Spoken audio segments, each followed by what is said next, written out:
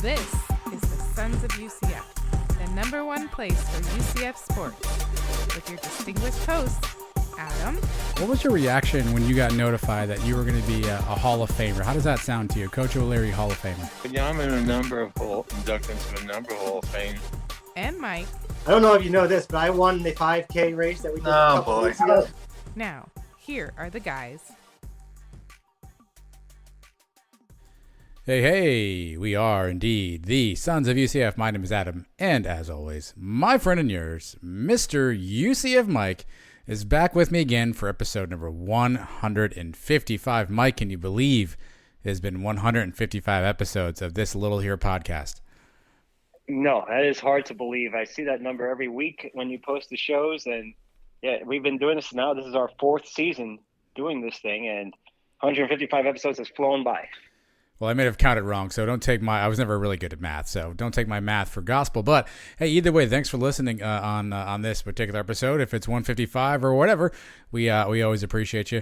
Make sure you follow us on social media at Sons of UCF everywhere you do social media stuff: Facebook, Instagram, Twitter, YouTube, our website, twonightsmedia.com. Mike is at UCF Mike1. Trace, who joined us on Thursdays for the live show, is at Sign Pez. Make sure you subscribe, rate, review, do all that good stuff. You guys are the best at doing all that, and we appreciate you for it, Mike. On this episode, for your listening pleasures, we'll end with Cow of the Week. We've got some picks, Mike. Basketball tips off this week. The men's and the women's team both tip off this week. We'll do a little basketball preview breakdown situation. We'll, of course, have UCF Observations, Mike, and we'll put a bow on the the win. A win is a win. The 14-10 slobber knocker over Tulane this past Saturday, where UCF comes out on top, Mike. All of that coming up here on this edition of the show, Mike. First off, 14-10 wasn't the most aesthetically pleasing game that's ever been played in the history of college football, but we got to put one of those little numbers in the win column again. UCF now 6-3, bowl eligible. I know it's not the 50-point burgers we used to put up, but it's a win, Mike. What do you think? I will take a win in any fashion possible, by 1 point, by 50 points, by scoring 50, by scoring 14. I don't care. A win is a win. I'll take it. The least amount of points we've scored in a win since the Liberty Bowl in 2010, when we won that one 10-6. And I think the lowest point total in a regular season game, you got to go all the way back to like 1991, I saw. So, I think it's Valdosta State where we won a game, I think with only 13, 14 points. So not what we're used to the last few years with the offense, but enough to get the job done. They scored when they need to down the stretch to take the lead. And the defense, I mean, this is the defense we were used to in the George O'Leary era, where they would put up a good performance week to week, and now we've seen it pretty consistently here in the second half of the season. So I'll take it. There's a lot of teams on Saturday that would trade places with us. I know a bunch of teams in the state of Florida would trade records with us right now. So I will take the win and move on to the next week. Yeah, 6-3. We're the first Florida school to be bowl eligible. Obviously, still some time to play, Mike. And you mentioned the defense. So if you think back, we held Memphis to 7. We held Temple to 7, which is really kind of a garbage time touchdown. The week before that, ECU, they played well at 1 touchdown, a couple of field goals. So the defense has definitely been stepping it up, Mike, and has been playing well. They've been carrying the offense, not something we're used to. But the offense, Mike, after Mikey and the offense looked like they were just firing on all cylinders against Temple, I think the thing I learned against Tulane is just really how bad Temple was, because we could not get anything going offensively. Granted, the weather was miserable. There was a heavy wind in the stadium, but still the offense definitely did not do much by way of production. No, they got off to a decent start again on the second drive with a nice scoring drive. Went down there, made it look easy on that drive. You're thinking we're going to keep that up all game, and didn't sniff the end zone again until the fourth quarter. Did have another drive there where we get down close and Obarski misses the field goal.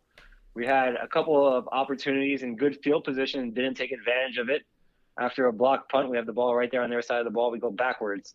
So not what you like to see. The running game was not what it was most of the season. They stuffed us pretty good. But in the end, we'll take the victory.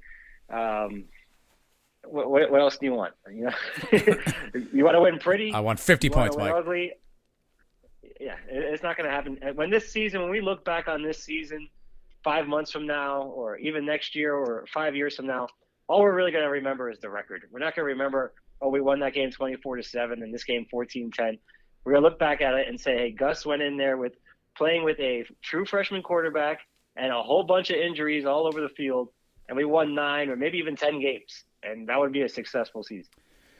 Well, the story of this game, Mike, as it's been throughout the season, and stop me if you've heard this, is injuries. Isaiah Bowser we saw go out somewhere in the third quarter. I guess Mike gets an ankle is what they're saying, but obviously we know he had knee problems, so he did not return for much of the second half. Jalen Robinson, who we were told potentially would play, he warmed up. He did not get on the field. Not sure if that was a coach's decision. Not sure if he just still wasn't 100%. But Jay Flash not out there. And then, of all things, Mike, when the injuries hit, Mike, they hit. Gus Malzahn, we learned today, 6-week injury timeline for what he called multiple fractures in his tibia after getting sort of sideswiped by Quadric Bullard on that fourth down stop early in the game. He stayed in there, played the rest of the game hurt, I guess you could say. But Gus on crutches now, 6-week timeline, which obviously makes things interesting, Mike, because will he be able to stand on the sidelines? Will he have to go to the box? What's going to happen there, Mike? But the injury bug continues to bite UCF. And just when you thought we couldn't get anything more, I guess, weird, Gus Malzahn goes down. Did not see that one coming. And neither did Gus, apparently. Good one. Bullard, it's cool to celebrate and everything. I know he didn't do it on purpose. He got a little too close to the sideline there. He takes Gus out. And Gus is a pretty tough dude, I guess. And he played the rest of the game standing on the sideline with a broken leg.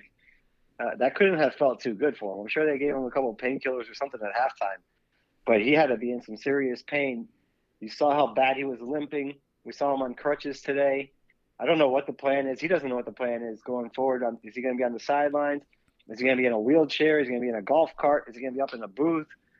They're still going to figure that part out. I don't know what they will do if he's not on the sideline. Who's going to be the main guy on the side? Probably Herb Hand. Yeah. If you watch the Hour Time series, it looks like Herb has a big say in what goes on there during the game day. So I'd say Herb Hand takes over controlling the sideline if Gus can't go. Yeah, that sounds about right. I mean, you saw how close him and Herb were. What's interesting, though, is if he can't be in the sidelines, does that mean he's in the booth? And that's typically where G.J. Kinney is at. So do they swap? Does Kinney come down to kind of be able to talk to the team or the offense at least directly versus in the headset? So maybe Kinney comes downstairs. I don't know. Still some time to tell. Like, I don't know what the rules are. I don't know is he allowed to be in the sideline in some sort of a motorized cart? Is he allowed to be there in like a golf cart? Or we have to do like the Monday Night Football boogermobile where he's in like one of those, camera platform booms. I don't know what the rules are on that kind of stuff. Do you? No, I don't think he could be there with crutches either. I mean, he'd have to be able to move out of the way. He'd probably put himself in more danger if he's just standing there with crutches. He'd be just a sitting duck. I don't think he can sit there with a wheelchair either. I've never seen that before. Yeah. So probably he's going to be up in the booth. If I had to bet on it today, see him up there. And who knows, maybe that gives him a little better perspective during the game, something he hasn't probably done since his offensive coordinator days going back to Tulsa. And I don't even know if he was on the booth back then. He might have been on the sidelines, But who knows when's the last time he watched the game from up there. Could be good for him just to switch things up. Maybe he sees something up there that he doesn't see live during the game. Well, I mean, you could always do that kneeling wheel cart situation. I think some people typically like your knees on the thing and you're moving around, Mike. Or I've got the best idea ever. Let's just have him sit on Paul Rubelt's shoulders. I mean, he'd already be tall enough. Rubelt's kind of hanging around doing nothing. He's 6'10". Get Gus some of the shoulders there. He'd have a bird's eye view of the game. I mean, maybe that could be the way to get Gus on the sideline. That would be funny. We've already seen Rubelt put a couple of Hooters. He's not. I mean, Gus may weigh a few more pounds than a Hooters waitress, but maybe Rubelt. Protect Gus at all costs, Rubelt. That would be a sight to see. But I don't know. I don't know what Gus feels comfortable with. Yeah, I don't think it's happening. That seems unlikely. I'm going to throw it out right now. That one seems unlikely. If Gus didn't want to wear a tank top on the sidelines, I don't see him sitting piggybacking on Rubelt for 4 quarters. But we'll find out. I guess we'll all find out together. I doubt he's going to let us know before the game, right? Yeah. that's not something he's telling us. Well, he may go up to the booth, but again, we don't know who's going to be available. So Bowser, again, will he be able to play? You definitely see the difference in the offense when Bowser can go versus when Bowser's not there. Dillon Gabriel's still a question. He was asked, Gus was, at his presser on Monday, and all he said really was, we hope to get him back before the end of the season. So he didn't really confirm or deny anything. Again, we haven't seen any of those leaked videos of DG throwing the football, so I know a lot of us had said, hey, if there's a game he can get back, this would be fantastic. If that's the case, Gus is not tipping his hand, although he kind of made a joke about he's not going to tell us what he's going to do for certain things. So we still don't know what the injury status will be for anybody, for Gus, for DG, for Bowser, for Jay Flash. So it's definitely the big four offensively. We have no idea what their availabilities are, where they're going to be, how they're going to be at. But we're going to go and take on an SMU team like that. Inexplicably took an L this weekend.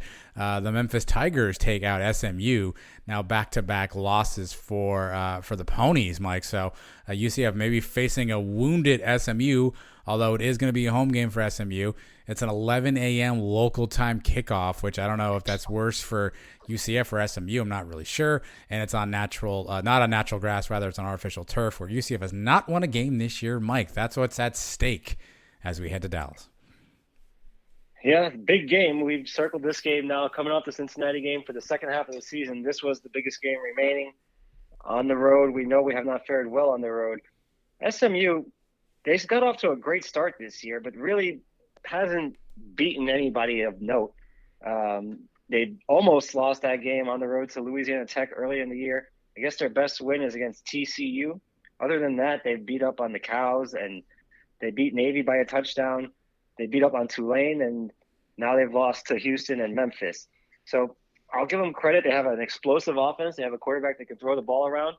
But it's not like they're a top-notch team here. They can be beaten. We have the talent to go in there and beat them. So it's not something I'm petrified of. We going in there and have no shot. Kind of like what we had going into the Cincinnati game. I give us a very good chance to go in there and come away with a win. Well, we'll see. Obviously, it'll be a tough one. I mean, SMU's offense is, to your point, pretty prolific. Tanner Mordecai, the transfer quarterback, has done a nice job. I think there was some stuff going on. Sonny Dykes, our head coach, was rumored maybe to be looking at the Texas Tech job. That is no longer a thing. Texas Tech made a hire today. I forget who it is. The Baylor linebackers coach, maybe. So maybe that distraction is off their backs. It'll definitely be an interesting game as we head to Dallas. You can check me, Mike, and Trace out on Thursday in the live show. We'll have more breakdown at SMU. I'm sure Trace will track down an SMU insider, and we'll get more into what to expect this upcoming Saturday, Mike. But let's rewind again. Speaking of clocks going back, let's go back ourselves here, and let's go through the game. Typically in this fashion, what you and I do is we pick three things that we each liked or didn't like from the game, and we categorize them based on previous bowl victories or losses UCF has had. So, Mike, I'm going to let you kick us off. What's the first thing that caught your eye? All right, the best thing in the game this week, a peach goes out to Ryan O'Keefe. 11 catches, 94 yards, and a touchdown. You dubbed him last week as the offensive MVP of this team. I got to say you're right, and he's continued it again. He had that 53-yard bomb early in the game to set up the first score, which was his touchdown. So that whole drive was basically him. He's become Mikey's top target this season. He's his security blanket. He knows when to go with him. And Gus knows that he needs to get touches. Every time you see on Our Time, Gus is always talking about, we need to get this guy the ball. They can't stop him. So it's been a priority to make O'Keefe a focal point of this offense. He even made the tackle on the Keene fumble that when Tulane was returning at 30-plus yards, ended up stopping that play, which is just a hustle effort out of him. He only had one carry for -1 yards. Or I'd like to see him maybe get another jet sweep or something in there, get the ball in his hands on the ground. But overall, very good game. On the game-winning drive, he had 4 catches, even though 2 of them were for loss. But the two big catches he made, 3rd and 10 on that drive, he catches the ball for 11 yards to keep the drive going. Then on the 3rd and 5, a nice 4-yard catch sets up a 4th and 1 where Mark Anthony Richards is able to punch it forward and keep the drive alive. And then on the touchdown with that – Brandon Johnson was so wide open. I got to think they were giving a lot of attention to O'Keefe on that play. So all around, very good play. He's had a very good season, this kid. I could only imagine what he would be doing right now if Dylan Gabriel was throwing the ball around to him. So I give him the peach, and he's the first category winner for this week. Yeah, I mean, we might as well just keep giving this guy an award every week, Mike, because it feels like each week where he's finding new ways to be productive, we're finding new ways to give him the award. And it's clear that he's got a rapport with Mikey Keene. Here's a somewhat mind-blowing stat, Mike. Mikey Keene had 25 pass attempts. Ryan O'Keefe had 13 targets himself.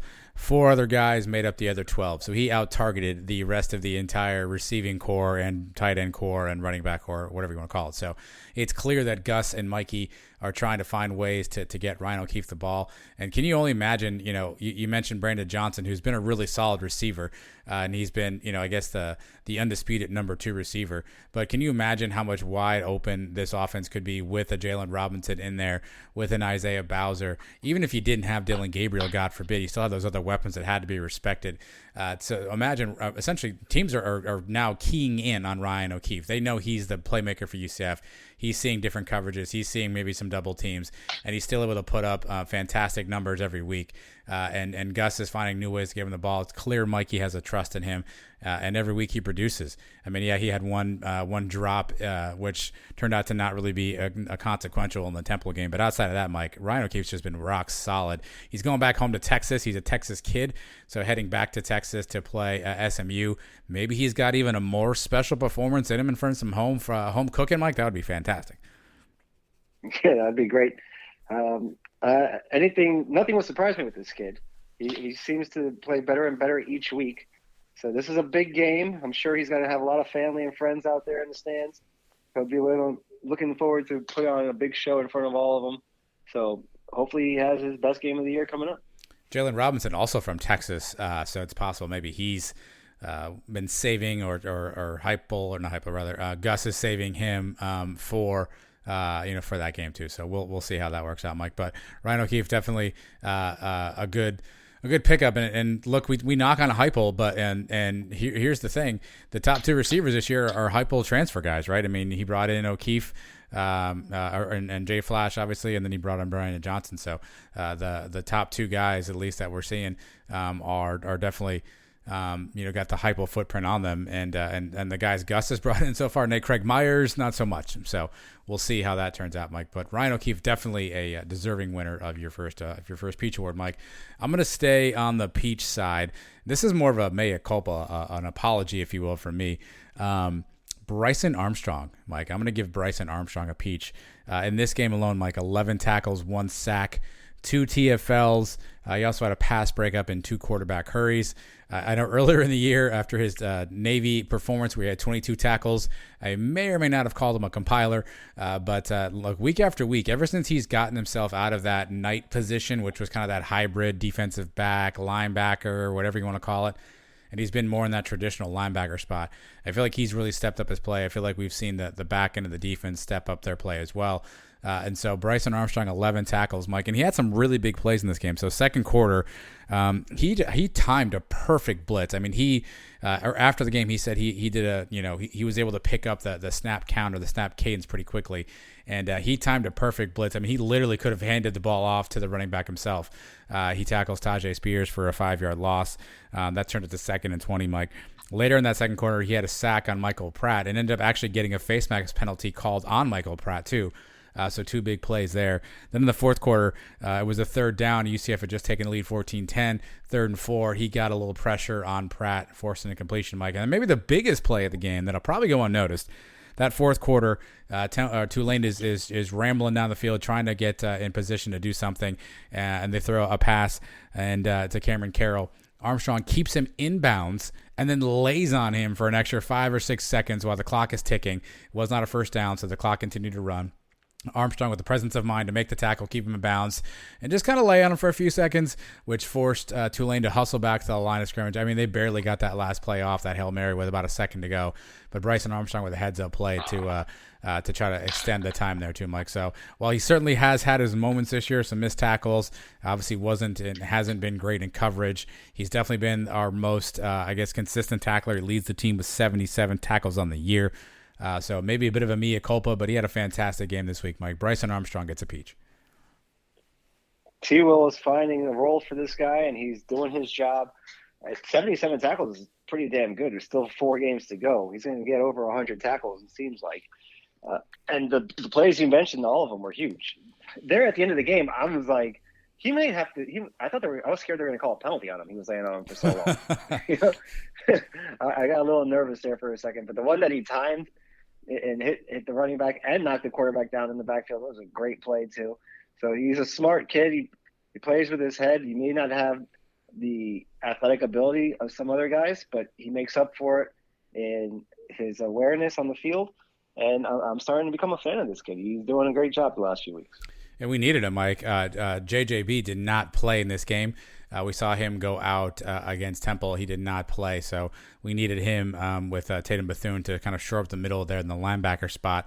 So again, we needed every ounce of him, and particularly because you knew Tulane was going to try to run the football. We had heard from the insider on the show on Thursday that they were getting Spears back. Carroll had been a good running back, so a big performance for Bryson Armstrong. And you're right, I will give T. Will some credit. He tried something a little bit different with him in that hybrid role. It did not work, and he was quick to scrap it, to kind of change some things around and get him back in a spot and find an opportunity to have him on the field and making plays. And so Bryson Armstrong, kudos to you, my friend. My apologies for calling you a compiler, but this week you get a peach. Mike, what's your second category? All right, I get another peach, and this is for the entire defense.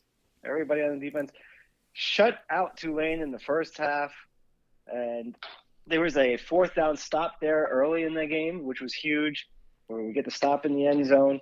That turned into the Bullard running over Gus Malzahn. One thing we didn't do in this game was no turnovers, and they still were able to put up the numbers they did without getting any turnovers. They did have 4 sacks overall. Tulane scores 10 straight points to start the second half, and then we go down and miss a field goal. The game is teetering there. We're in trouble, and the defense bowed up for the rest of the way. We block the punt. We don't take advantage of it at all. But what does defense do? Holds Tulane. When we pin them back down at the 1-yard line, when we hold them there at the goal line, don't even let them get a first down, sets us up again with good field position for the game-winning drive, 38 yards. And then on the final drive, Bullard may have redeemed himself with Gus there because he came up with that sack. Mm-hmm. That basically ended the game. That killed about 40 seconds of the clock. Tulane had no more timeouts. And they were moving the ball pretty good there on that drive. They were getting first downs. The clock kept stopping on those first downs. So without that sack, I think we'd be in big trouble. They did the bend but don't break pretty much the whole game. And now this is a couple weeks in a row here. 3 weeks in a row. The defense has some pretty solid performances. I got to give T. Will some credit, man. He was getting a lot of crap early in the year. The defense wasn't performing up to speed, but here we are now. They seem to have found their footing, and he's finding out what works and which position these guys are best suited for. So defense, this is the best defensive performance back to back to back like this we've seen in a very long time. So I'm happy for the entire defense on this one. Yeah, I mean, a couple of unsung heroes that have been playing a bunch and have been playing pretty solid. Mike Keenan Hester has moved into the middle, that D-line next to Ricky Barber and rotating with Cam Good and Montalvo. Obviously, you can't replace a guy like Kalia Davis, but Keenan Hester has quietly been playing a bunch and is playing pretty solid for a guy who didn't get a ton of reps prior to this, Mike. Obviously, the linebackers you mentioned, it feels like each week we're talking about either Bethune or JJB. This game, I know I talked about Bryson Armstrong. Bethune had 11 tackles himself, also had 2 tackles for a loss. So he played a pretty solid game. And, Mike, the back end of that secondary still seems to be finding a way to get it, pulled together. I mean, we're seeing some guys each week now. You're seeing, obviously, Brandon Adams getting a lot more run. Again, you're seeing Justin Hodges kind of take some reins in that spot. Corey Thornton had a big sack. Devontae Brown has been playing pretty well. Devad Wilson probably hasn't made as many big plays as I think we thought he would, but he's been playing okay. Quadric Bullard, you mentioned, had a nice game. So that back end of the secondary where we were struggling early on, Mike, those kids are getting more and more exciting each week, and I think the youth on that group is actually also really exciting. Except for Devad Wilson, the rest of those guys are either freshmen or sophomores. So those guys potentially have some more runway to improve. So overall, again, things have settled in, and T. Will's found a nice rhythm, a nice mix, and you got to give him credit for figuring out the right strategy. It took him a little while. But, Gus keeps saying that they want to get better as a team in the second half of the season. The defense is a big reason why that's happening, and T. Will deserves a lot of credit for that.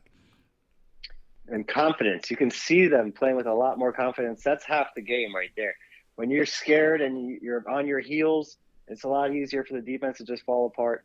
They're going out there. They're being aggressive. They're getting pressure now on the quarterback, and the secondary has played a lot better. Thornton, I think, had a really good game. It's great to see, man. This is the defense we're used to seeing at UCF for a long time here, and hopefully we get that back going and keep that tradition of having a very solid defense, and T-Will keeps building on it from here. All right, I'm going to give out. I think I'm going to give this one a Boca, Mike. I debated whether Boca Hawaii this one, but I'm going to go with the entire running game, the rushing attack, which at times this year, Mike, has just been dominant, particularly when you had Bowser in there. Obviously, like I said, he went out, and the running game just never materialized, Mike. 87 total yards on the ground. Bowser himself obviously carried a big part of that in the first half. Then he went out, Mike. Here are the rushing yards by quarter. 29 in the first, 26 in the second, 7 in the third, and then 25 in the fourth quarter. Bowser had... Oh, Mike's dead. Are you dead, Mike? Something just fell here in the garage. I don't know what it was. Is Bowser? Is that Bowser? Has he hurt himself again? It could have been Bowser. He had 57 yards on the ground. Johnny Richardson had 23 yards. Mark Anthony Richards, 1 carry, 2 yards. Joey Gatewood, 1 carry, -4 yards. It was very clear that Tulane was going to sell out to stop the run. They were loading the box with guys, and they were essentially saying, hey, true freshman quarterback, beat us with your arm.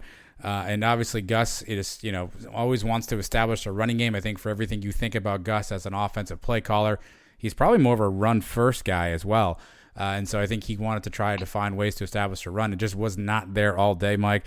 The O-line, the Pro Football Focus block grades, Cole Schneider at a 74. Everybody else was below a 68. 3 guys were in the 50s, which essentially means that that's one of the worst grades you can get. So overall, the rushing game was just not there.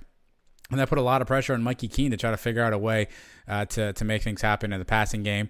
And perhaps he just wasn't ready, or there were some things being thrown there too, Mike. But it goes to show when the running attack is not there, the entire complexity of the offense changes. It definitely was not there against Tulane. To your point earlier in the show, we figured it out. We won it ugly.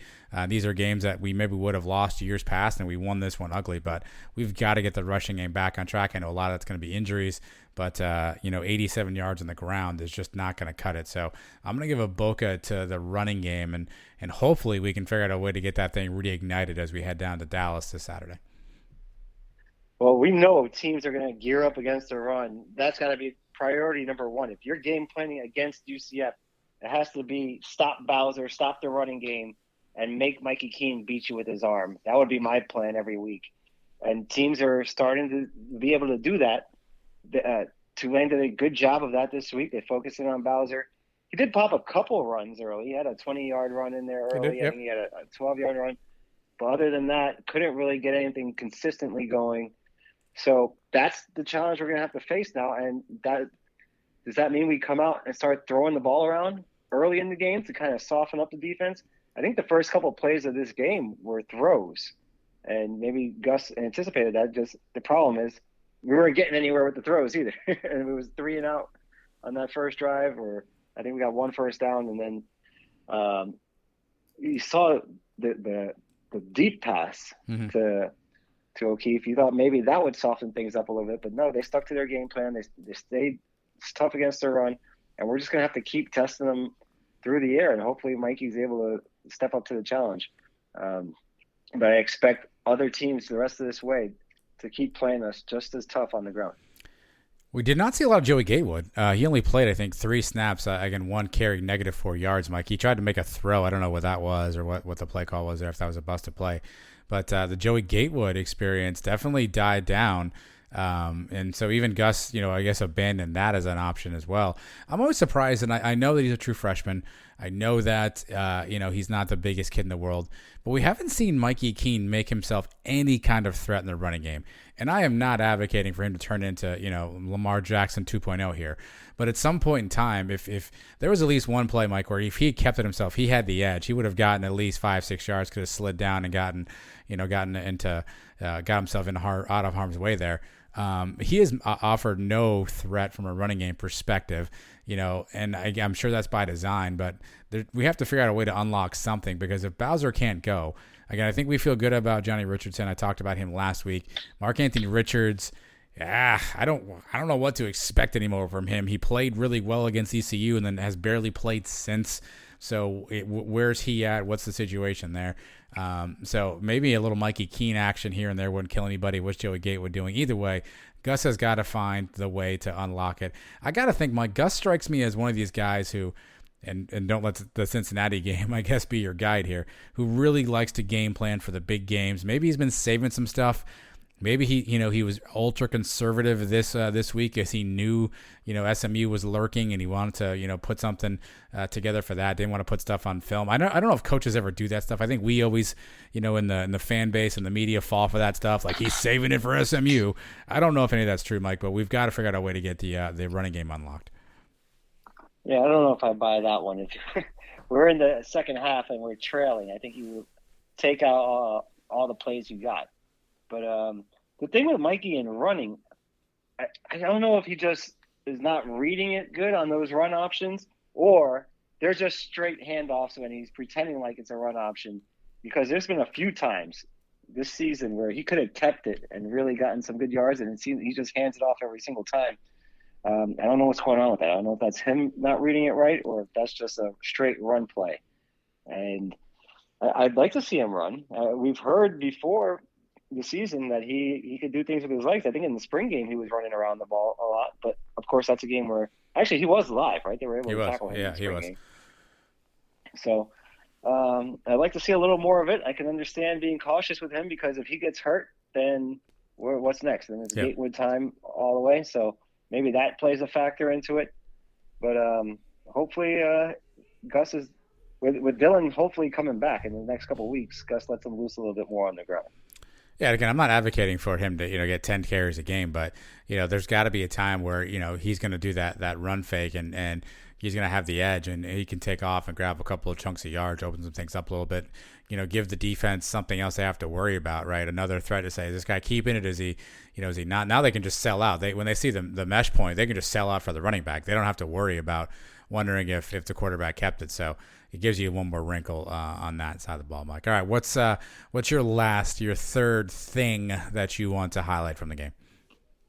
All right, I made this at Hawaii. Not quite a Boca, but it was not great. And it's the homecoming crowd. Ooh, whoa. This is on us. Hey. They announced 41,030 people at this game. Yeesh. I definitely was under 40.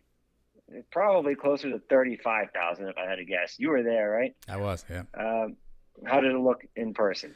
Yeah, it was a little fuller than I remember seeing it for ECU. That was the last game I was at. In our section where you and I sit, it definitely looked like there were more people than there were in the previous game.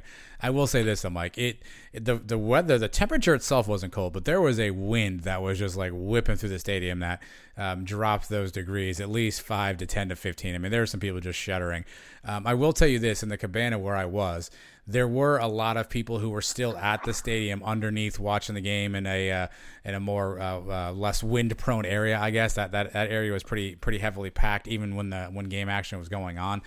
At halftime, I went down to get some supplies, and I saw a couple of people that were standing next to me in line, and they were contemplating going to Burger U because it was just too cold and they wanted to get inside. So I will say the weather, us Floridians with our thin skin, perhaps not used to it, Mike, but you can definitely tell in the second half, it thinned out a ton. People, I think, tried to stick it out in the first half. Second half, it was definitely our entire row was pretty much full. First half, second half, there was only like 5 people there. So it probably wasn't 40. You're probably in that 34 to 36 range is probably closer. But I will give everyone a little bit of I don't want to say a pass because the weather was bad. But I do think a lot of people may have taken cover underneath. Obviously, I wasn't on the other side, so I'm not sure in the stadium club, things like that. So people may have taken some cover to get out of that pretty harsh wind that was blowing.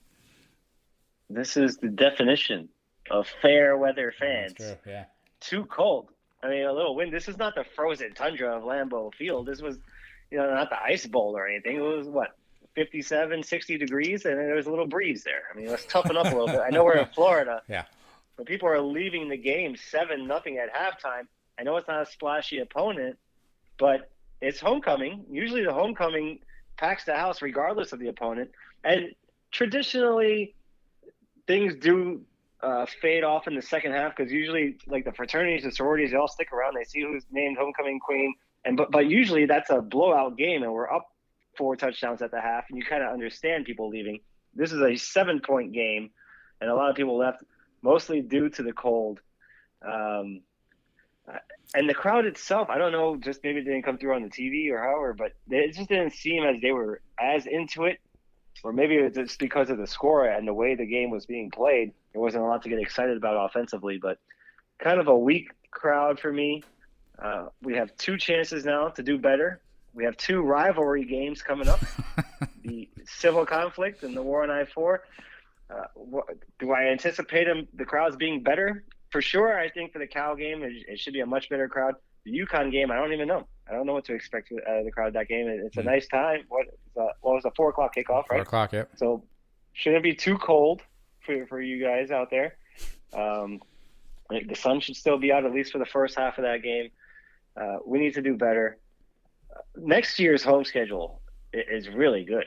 Next year we have Louisville, Georgia Tech at home. Cincinnati should be a home game. Maybe SMU, maybe Navy, maybe Houston, depending on how they work out the schedule. Should be a very attractive home schedule next year. But we got to finish strong here. We got 2 more games. I know it's back-to-back there at the end of the year. Sometimes that's hard to fill them up for both games, but I expect much better atmospheres to finish the season. Yeah, I will say, obviously, the play on the field had, I think, a lot to do with it. While, and really in between the second and third quarters, I mean, people were pretty much just groaning, talking amongst themselves. I mean, there wasn't a whole lot to get really excited about with a lot of 3 and outs. The fourth quarter, I don't know how that came out on TV, but sort of as crunch time came down, it had a little bit of that Boise vibe, if you remember, Mike, where there wasn't a lot of people left, but I mean, you recognize the magnitude. People are on their feet, yelling, screaming, everyone, stomping their feet and whatnot. So towards the latter part of the fourth, I think that the action picked back up and the crowd definitely, I think, got back into it, but definitely was not fantastic conditions overall, but either way, good W along the way. And they now have Miller Lite in the top section of the cabana, so there's that. Yeah, so Timo says they read all the reviews for the game and they make adjustments as the season goes along. You said there were still no hot dogs up there, though, right? No, not a hot dog in sight. All right, so I think I'm going to be up there. Hopefully, I'll be up there for the Cal game. I hope there's some hot dogs up there on that top level because I like standing up there on that top level. Usually, the breeze is not too cold. It was pretty rough this week. It was pretty rough for this. I was up there for a little bit, and it was pretty hard. It was actually the breeze was less in the actual seating bowl than there was up top there. Yeah. All right, so you still have the option to go to your seats. I had a half full Miller Lite. This is actually a true story. I had half full Miller Lite on the thing. And it literally blew, it blew off, and luckily I caught it. I didn't lose too much of it. But before the game, we were underneath the cabana on one of the round tables, just where through warm-ups.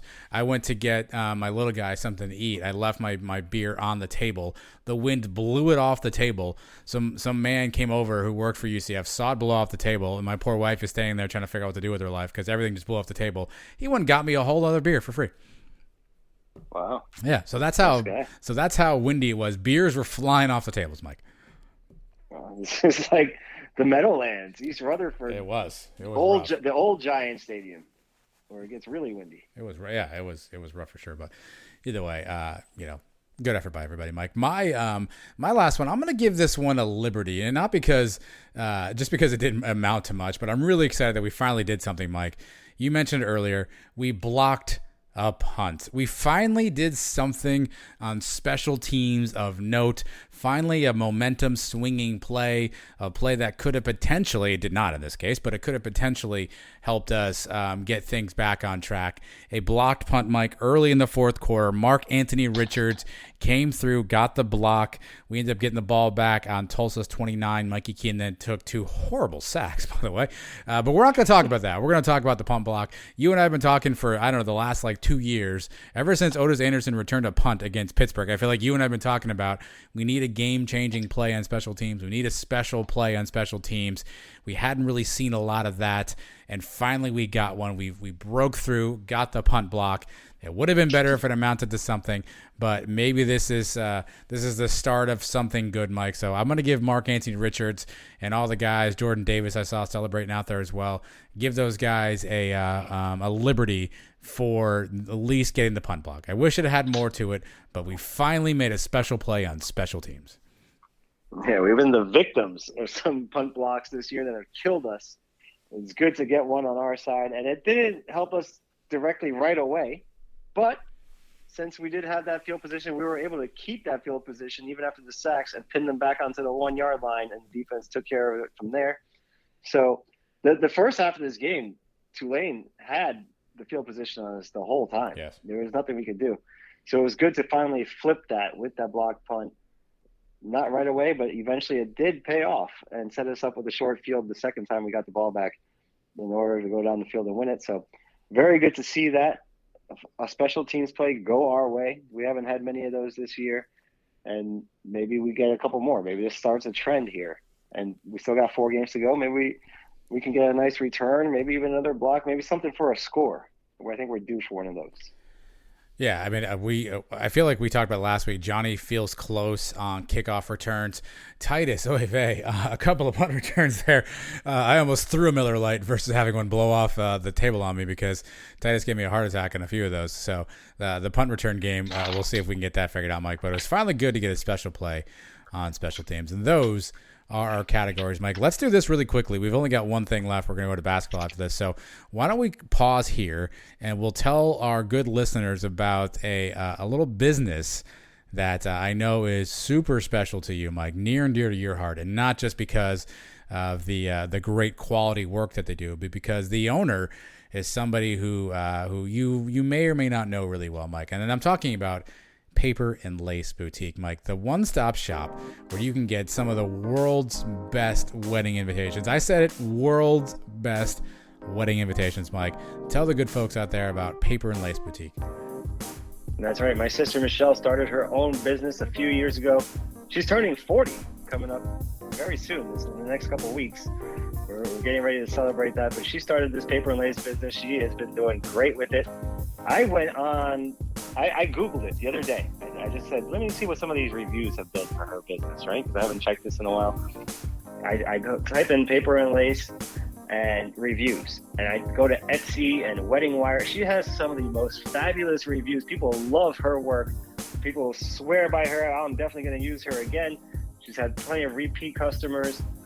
You guys got to give her a try. She does all kinds of invitations, save the dates. This vow books thing.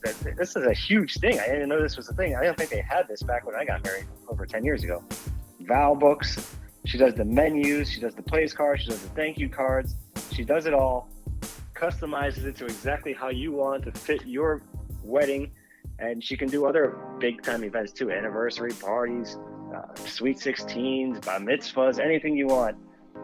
Give her a call, 954-597-6426. Check out her website, paperandlaceboutique.com. Tell her you heard it here on the Sons of UCF. You get 10% off your first order. Paper and Lace Boutique. Maybe if we ever do a, I don't know, like a 200 episode party or something, we invite people. Maybe she could do invitations for that. You never know. But check out her stuff, paperandlaceboutique.com. Tell her Mike sent you.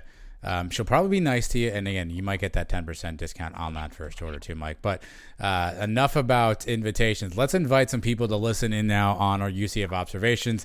each week we watch these games. A lot of stuff's happening during the games, Mike. A lot of things going on. Thoughts come to our head, ideas, suggestions, jokes, just, funny anecdotes. And we don't have any other place to talk about them. So we've invented UCF Observations, and this is where we share that stuff with you, Mike. What's your first observation from this last Saturday? After being ranked 130th last year, giving up 49 points to BYU in the Boca Bowl, and giving up 56 points to Cincinnati just 4 games ago.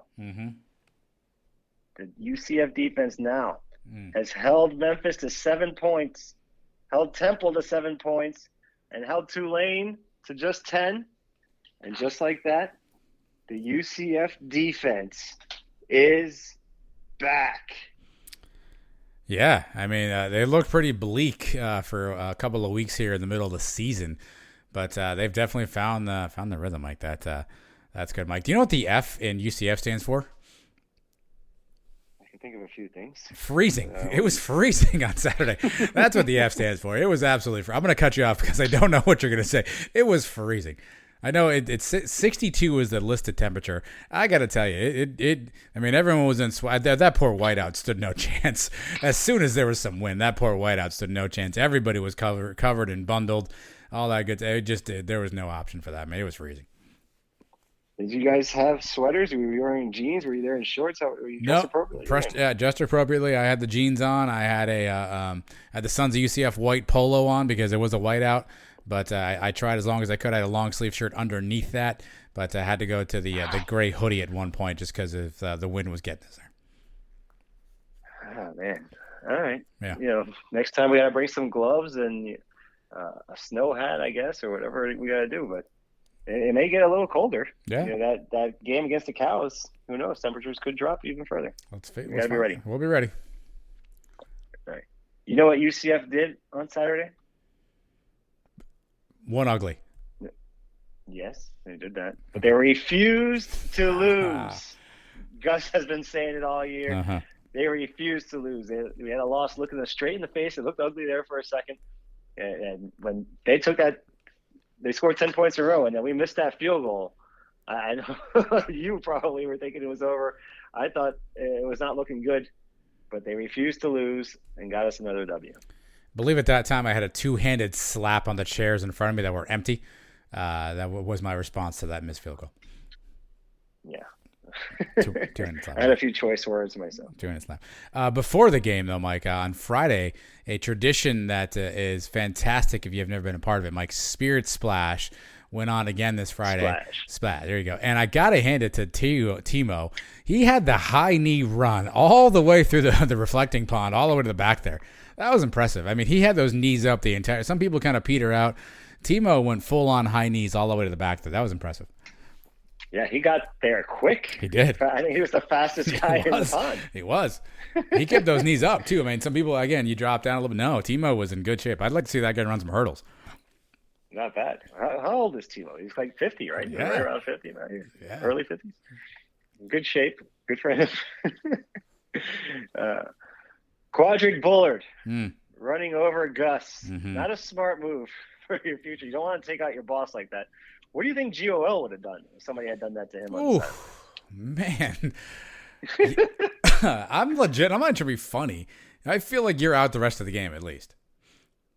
Yeah. Who was it? I think it was Brandon Alexander told us a story of somebody did that, knocked him over in practice. Right? He got in the way and got knocked out somehow. And he just got up and said, "Did you make the play or something?" And he was okay with it. Yeah. But he would not want to be embarrassed like that on TV. I can tell you that. No. And this was interesting because Quadric was just kind of running off after that fourth down stop. He wasn't, you see those guys do like that flying in the air chest bump or something. He wasn't. He was just literally just running off the field. I think Gus was turning back around to look at the field after talking about a coach or something. It looks like he just clipped him. One of those just freak accident moments, Mike. But what are you gonna do, Mike? I did also before the game, Mike. I went to the alumni tailgate, which, as you probably remember, or maybe you don't. I don't know. They give out free beer there, which is a fantastic perk, Mike. But here's the thing: they weren't actually checking to see if anybody was an alumni. I don't know how that works. I just got right in. No one. Everyone was there. We were talking to some people, and my wife was like, "Oh, you went to school there?" They're like, "No, yeah, we're not alumni." So I don't know. I don't know how you get any alumni when you're not an alumni. Who knows? But the beer was free, so. Yeah, they've been pretty lax with that forever. Yeah. How are the lines? Not so bad. Actually, you know what? I ran into Cossack Advisor. He was behind me in the free beer line. So we were just a couple of nights chopping it up for a few minutes. And then, not so bad. Some of the games they had for the kids, they had cornhole. They had what I think was meant to be like life-size beer pong with trash cans and a kickball. They had some Connect 4 was going on there. Some of those, a Jenga. Those lines were a little long. The tables were all kind of taken up. So it wasn't a terrible crowd, but if you got in there a little earlier, we got there a little bit later than it opened. You probably would have gotten a good spot and been set for the day. Yeah, I always enjoyed those. I think I went to the first ever indoor tailgate when they first started doing it. And there was nobody there. I loved it. It was great. Free beer and no lines. They had video games. They had other games on the big screen inside. It was great. And then a couple weeks later, I went back and it was packed. And I started yelling at people, "What are you guys doing here?" Mm-hmm. It wasn't as fun. But as long as they keep the beer lines moving, it's okay. It's a good time. Yeah, it was moving. It was pretty good. I mean, you waited probably about 3 minutes or so maybe in that line, something like that. It wasn't all that bad. All right, good to hear. But it's outdoors. It's outdoors now. Right? Yeah. Yep. All right, still a good time. You're right there. You're right in the middle of the mix. You're right by Memory Mall, and it's a good spot. Yeah. All right, this week we're taking a trip to Dallas. Mm-hmm. All right, I have been to Dallas before, so lucky for you guys. I got the top 5 things you can do when you're in Dallas this weekend. Oh, jeez. Okay, here we go. Remember that? Yeah. And this does not include, obviously, going to the UCF game. It's a no-doubter. If you're going to Dallas, you're going to the game. Now, are these things happening just this weekend, or are these things in general? In general, okay. In Dallas. So I didn't know if you did research for the weekend for what you could do. Okay. No, I don't know if there's a special concert or something in town this weekend. Actually, I think the Country Music Awards or something is going on this weekend in Dallas. That's not on the list. Yeah. Okay. Not my thing. Okay. All right. Number 5. Take a trip over to the Deep Ellum part of Dallas. I did this when I went there. And there's a bunch of bars. They got murals painted all over the walls. You walk around. You do a little bar hopping. Deep Ellum. Technically, it's on Elm Street. But the way these people pronounce it, Ellum, that's the way they came up with this name of this section of the city. Go there. I think you'll enjoy it. I had a good time while I was there. All right. I didn't know where to hit the ding there. So like halfway through, you got the ding. I wasn't sure when you were going to hit the reveal there. So Deep Ellum, number 5. Deep. Right. Yeah. Number 4, Jerry's World. Jerry's World. I hate the Cowboys, which, by the way, I got a bone to pick with the Cowboys this week. I had them in my survivor pool. Thanks a lot. I'm out of there. Mama said every day's like this. I don't know what to tell you. Oh, my God. That was brutal. Yeah. But anyway, they're playing the Falcons this week. Okay. They're at home. Yeah. You got Richie Grant and the boys. Tristan Hill, I don't know if he's playing. Tristan Hill's on the Cowboys. Mm-hmm. So go in there. The stadium is cool. I did go to the stadium. It is a pretty cool place. I'm sure you can get a ticket. There's 110,000 of them available. So I'm sure you can find your way in there. Okay. It's a nice little place to watch a football game. Go in there and check that out. That's number 4. All right. Number 3, the Pecan Lodge. You ever hear of this place? I've not. The Pecan Lodge is world famous, dude. Barbecue. If you're into barbecue food, you got to check this place out. We had heard about it. It was raved about. You got to get there before the place opens. I think you got to check the time it opens, maybe Sunday morning. That's the way we did it. I think it opens around 10. You get there about 9:30. Get there about 30 minutes before it opens. And wait, because we were the first in line. That line started wrapping around the corners and going down the block. You got to get in line, but they have some very good food. It's worth it. The brisket, they smoke these things overnight. Mm-hmm. They've been smoking for 15 hours or whatever it is. Gotcha. You get in there, falls right off the bone. Good stuff over at the Pecan Lodge. It opens 11 a.m. on Sundays, Mike, and they have something called the Hot Mess. Jumbo sea salt, crusted sweet potato, Texas barbacoa, chipotle cream, cheese, butter, and green onions. It's good. I believe it. Yeah, so 11 o'clock, that's what it was. We went to the Giants-Cowboys at 1. We got there like 10:15, 10:30 because we wanted to eat and head over to the stadium. But it's definitely worth the trip. All right. Number 2, the 6th Floor Museum over at Dealey Plaza. Ooh. JFK. Wow. If you're a history buff. UCF Mike. Wow. Yeah. This is a must-see. I mean, I always was fascinated by the whole JFK thing. The movie, when it came out when we were kids, I watched that a million times. it's pretty cool and eerie, really, to stand there. You're pretty much standing right where Oswald was. You can see the spot. They have the spot marked on the street of where JFK was when he was shot. And when you're standing in the building, it's a close shot, man. It doesn't seem like a hard shot at all. I don't know. Kevin Costner couldn't pull it off, Mike. I don't know. Well, he couldn't get 3 rounds off Yeah. in that time. But when you're standing up there and you see the street coming down towards before they make that turn, would have been a much easier shot. It's very believable that they waited for the trifecta or whatever it was called, so you can have more angles that hit it in JFK. But the whole museum is pretty cool. You got to check it out there in Dallas. All right. That's a good one. All right. The number one thing to do in Dallas? Mm-hmm. Debbie. Mm-hmm. Yeah. Debbie. Who didn't see that? If you did not see that one, Kevin, I don't know what to do for you, folks. Debbie does Dallas. Yeah. You go do Debbie. Uh-huh. Have a good time out there, guys. If you're heading over to Dallas for the weekend, have fun. I like how Mike Find turns a this girl in named now Debbie. to a positive experience. Tries to turn the tables on everybody quickly. I appreciate that. Find a girl named Debbie. You won't be disappointed. There we go. All right. Here's what I got, Mike. UCF did a much better job this week on the placement of the I Love You Baby song. It did not play before the beginning of the fourth quarter. They waited till after UCF took the lead. Then they played the song at about, 5 minutes or so left in the game. Everybody was screaming and singing, yelling. Much more strategic job with the I Love You Baby song at the fourth quarter. Good job by UCF. And they're slowly phasing it out of the start of the fourth quarter. So did they play any song to start the fourth quarter? No, it was Nothing it was like some sort of a hype video of some sort, if I remember correctly. I wonder if that was a mistake or that was done on purpose. I don't know. Yeah, it's a great question. I don't know. Anybody listening? Jimmy Skiles, let us know. We'll see what they do against UConn. Yeah. Did you? I texted this to you during the game. The announcer said it. Tulane has a guy on the team named Fat Watts, spelled P-H-A-T. Yep. He's got a twin brother named Deuce Watts. Yep. And their parents named their kids Fat Deuce. Yeah. Is this allowed? Yeah. Are those real names or are those nicknames? I didn't do any research on that. I think those are their real names. Okay. They came up. They had 2 twins, and they named them Fat Deuce. P-H-A-T? Pretty hot and tempting? Exactly. I can't make that shit up, man. Yeah. That's a true story. Yeah. No, I heard that they said his name over the Jeff Sharon had to catch by Fat Watts. I had to hear that a few times, so that definitely made its appearance there, Mike. I can tell you this: I have good news for all you UCF faithful out there. I know we're going to the Big 12, and obviously facilities are important and all the upgrades. Good news, Mike. I've been now. This is this is the third UCF game I've been through this season.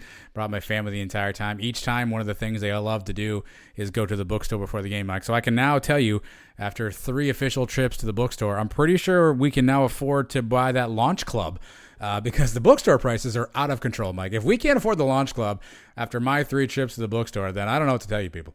I'm doing my part here. I mean, we're talking like $95 for a hoodie. I don't know what we're doing over there. How much money have you dropped at the bookstore? I don't even want to talk about it. I'm probably a shareholder. If I actually just took that money, I probably would have been in the shareholder society at this point. I mean, that's where we're at with this. I mean, sure, kid, we want this, we want a Christmas. My kid got a Christmas ornament for UCF that last time we were there. Yeah. I mean, if we can't build that Launch Club off of my bookstore proceeds, I don't know what to tell you guys. Thank you for supporting the school. You're welcome. I mean, outrageous prices. Have you people ever seen anything outside of campus? My God. How about them Gators? 2-8 now in their last 10 P5 games, and nothing makes me happier than seeing them. They got their asses kicked by South Carolina. They did. That was fun. In a related story, Mike, actually, the life comes at you fast moment. Miami plays Florida State this weekend. Who knew? Yeah, that was always a big game. When you and I were growing up down South Florida, that was a big game every week. Every year it came along, and the wide rights and the wide lefts, all that stuff. And all of a sudden, I was like, oh crap, Miami and Florida State play. Who knew? Yeah, they used to be number 1 versus number 2. Yeah, many times. Yeah. Is Milton going to play? I think he started this past week, right? But he started. too good, so. He started because allegedly 20 to 25 kids on the Florida State team had the flu. I think Mackenzie's mom was tweeting that maybe he was even one of those guys, but I guess he was healthy enough to play. So I don't know if Jordan Travis is expected back or not. So we'll see. But life comes at you fast. Yeah. Well, I'll peek and see. I guess we got to root for, well, we definitely have to root for Florida State. Yes. We got Mackenzie, and we don't need Miami to keep winning. No. So I'm good.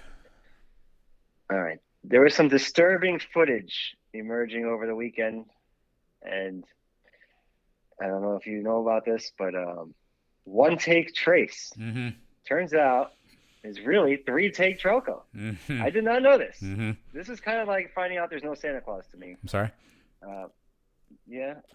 I was blown away by this. Somebody caught a video of Trace doing his walk and talk they were up in the box. Yep. They saw Trace down on the field. Yep. Doing his walk and talk. And he circles back around to do it again. And he always told us he only does one take. Yep. Now he's saying he does a few of them just in case maybe something gets deleted, which I don't know how that happens. Or there's bad audio quality. He does 3 takes every time. And this is not something I wanted to hear. I don't know what to say. We already have a missing video that got somehow deleted when he walked through the sprinklers and the sprinklers came on. Right.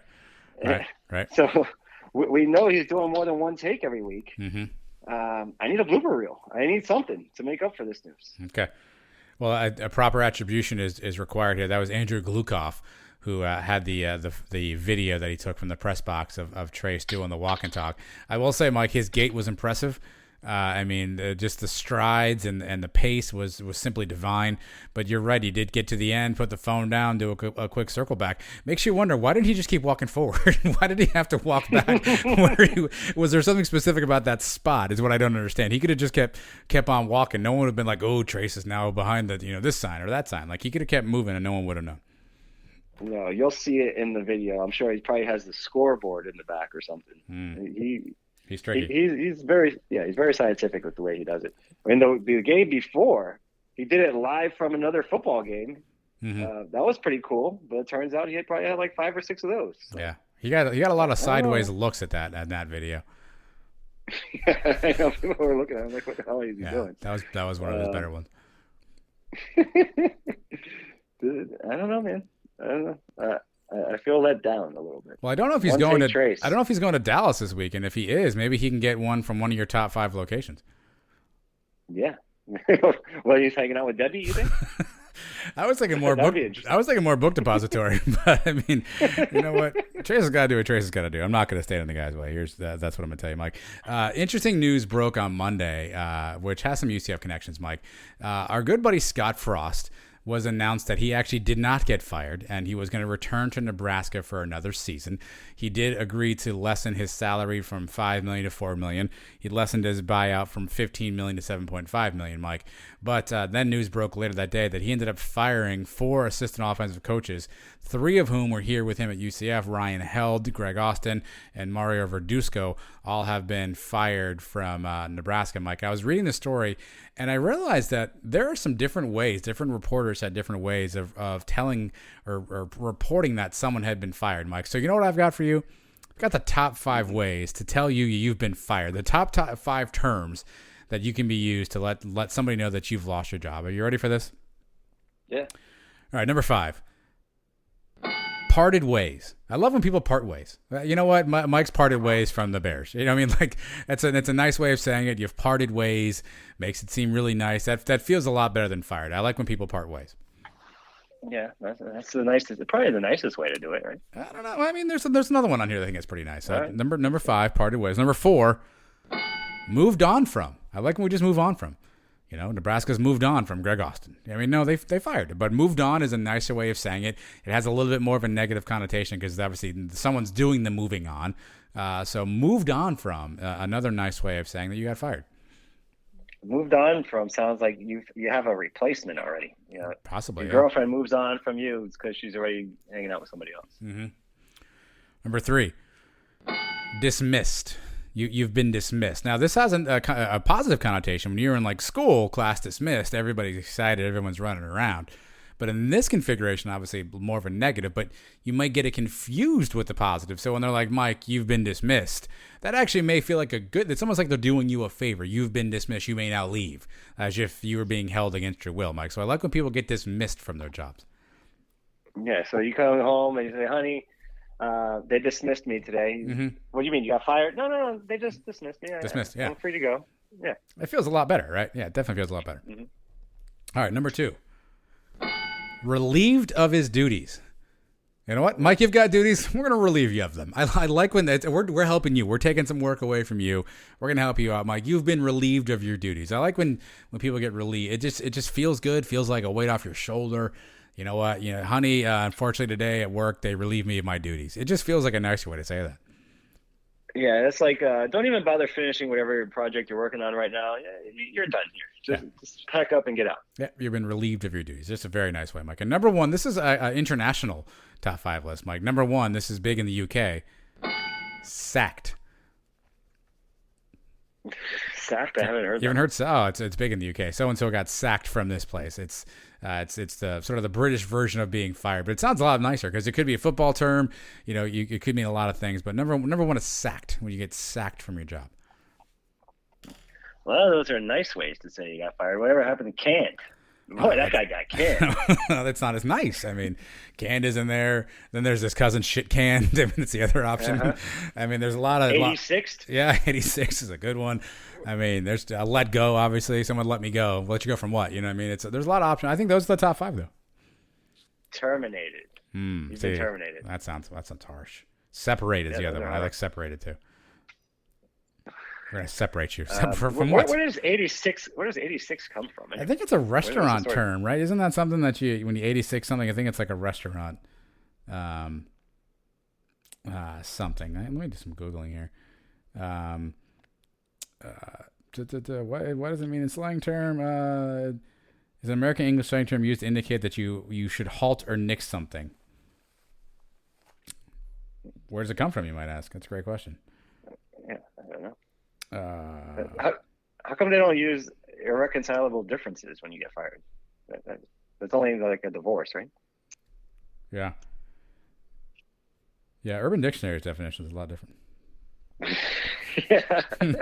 So we're not gonna, I would imagine. We're not gonna read that. That's top 5 ways of saying you got fired, Mike. All right.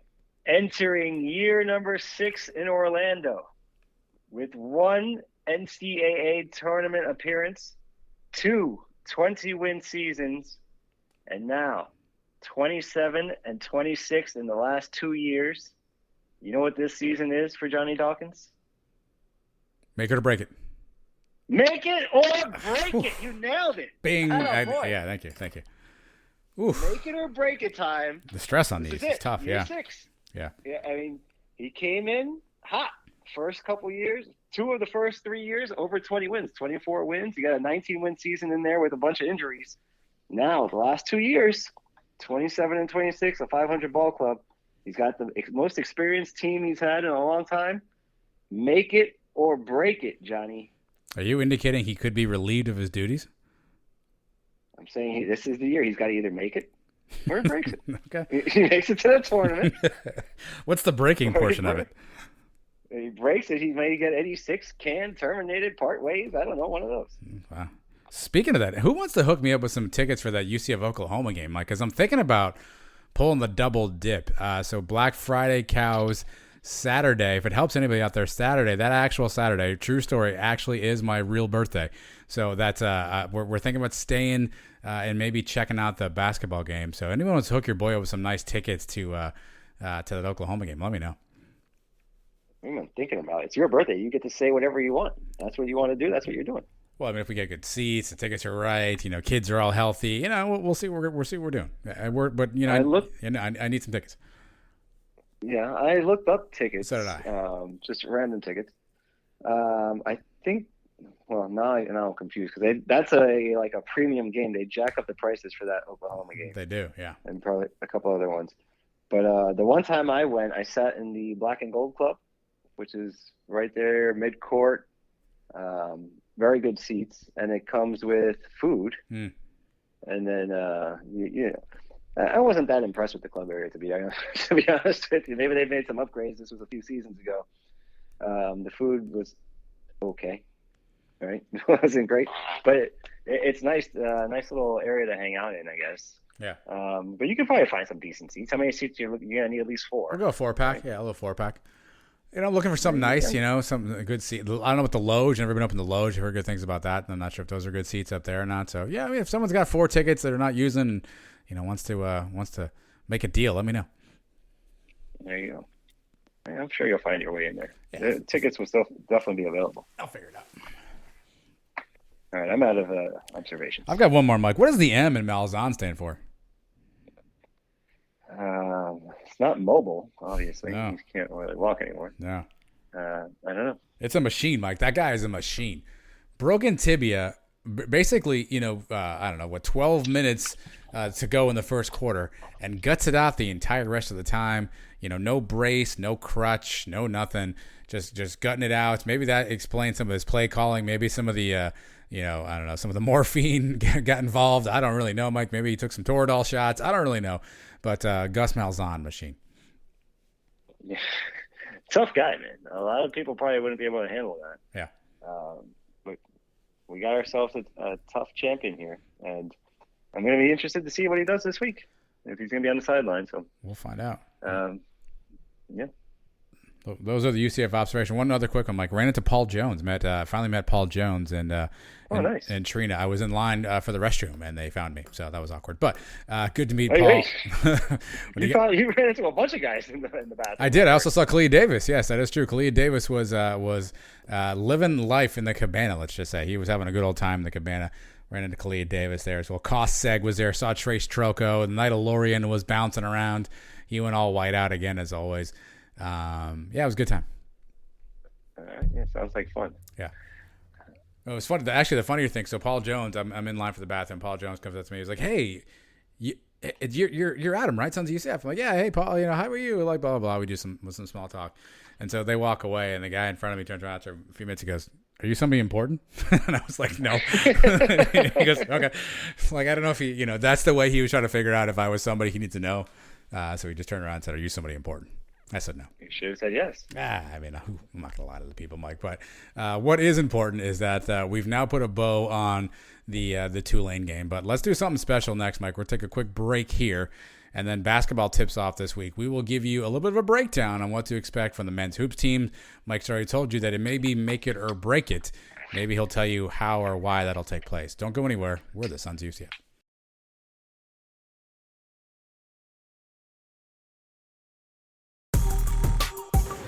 This is UCF head football coach Gus Malzahn, and you're listening to the Future of UCF podcasting with Adam and Mike on the Sons of UCF. Boom.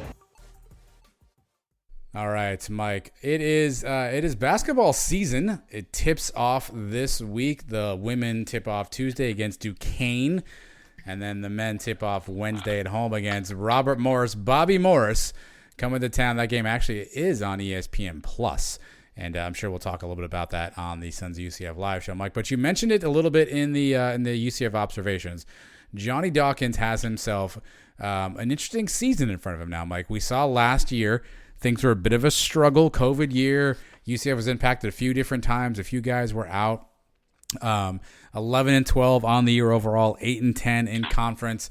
Which obviously was a tad of a disappointment. There were some bright spots on the year. We got introduced to true freshman Isaiah Adams, who looks like he's a really good player. We got to see the athleticism of C.J. Walker on full display, which was great to see. And so we know we have a couple of cornerstone pieces potentially that are still lurking around the program, Mike. And Johnny's brought in some other young guys, but this is an interesting year because it's a really interesting schedule. UCF did a pretty good job in the non-conference. Here are some marquee games in the non-conference alone, Mike. The 13th of November, we're at Miami. Then we referenced this earlier, Oklahoma at home. The next game is away at Auburn. We beat Auburn last year, for those who don't recall. Then we all the way in December 18th in the Orange Bowl Classic down there in Sunrise, Florida State. And then we have Michigan on December 30th coming to Orlando. So a pretty decent non-conference schedule for the Knights, Mike. So first things first, what do you make of the non-conference? There's 11 total games. I mentioned some of the marquee ones. You have Robert Morris, Jacksonville, Evansville, Bethune, North Carolina A&T, North Alabama, also pictured there, Mike. What are your thoughts on UCF's non-conference scheduling this year? Some pretty tough matchups. You got 3 teams that are ranked in the AP top 25 right now, with Auburn at 22, Florida State at 20, and Michigan at number 6. The other games, the Robert Morrises and the North Carolina A&T, those games we have to win, right? We got to win those, especially the home ones.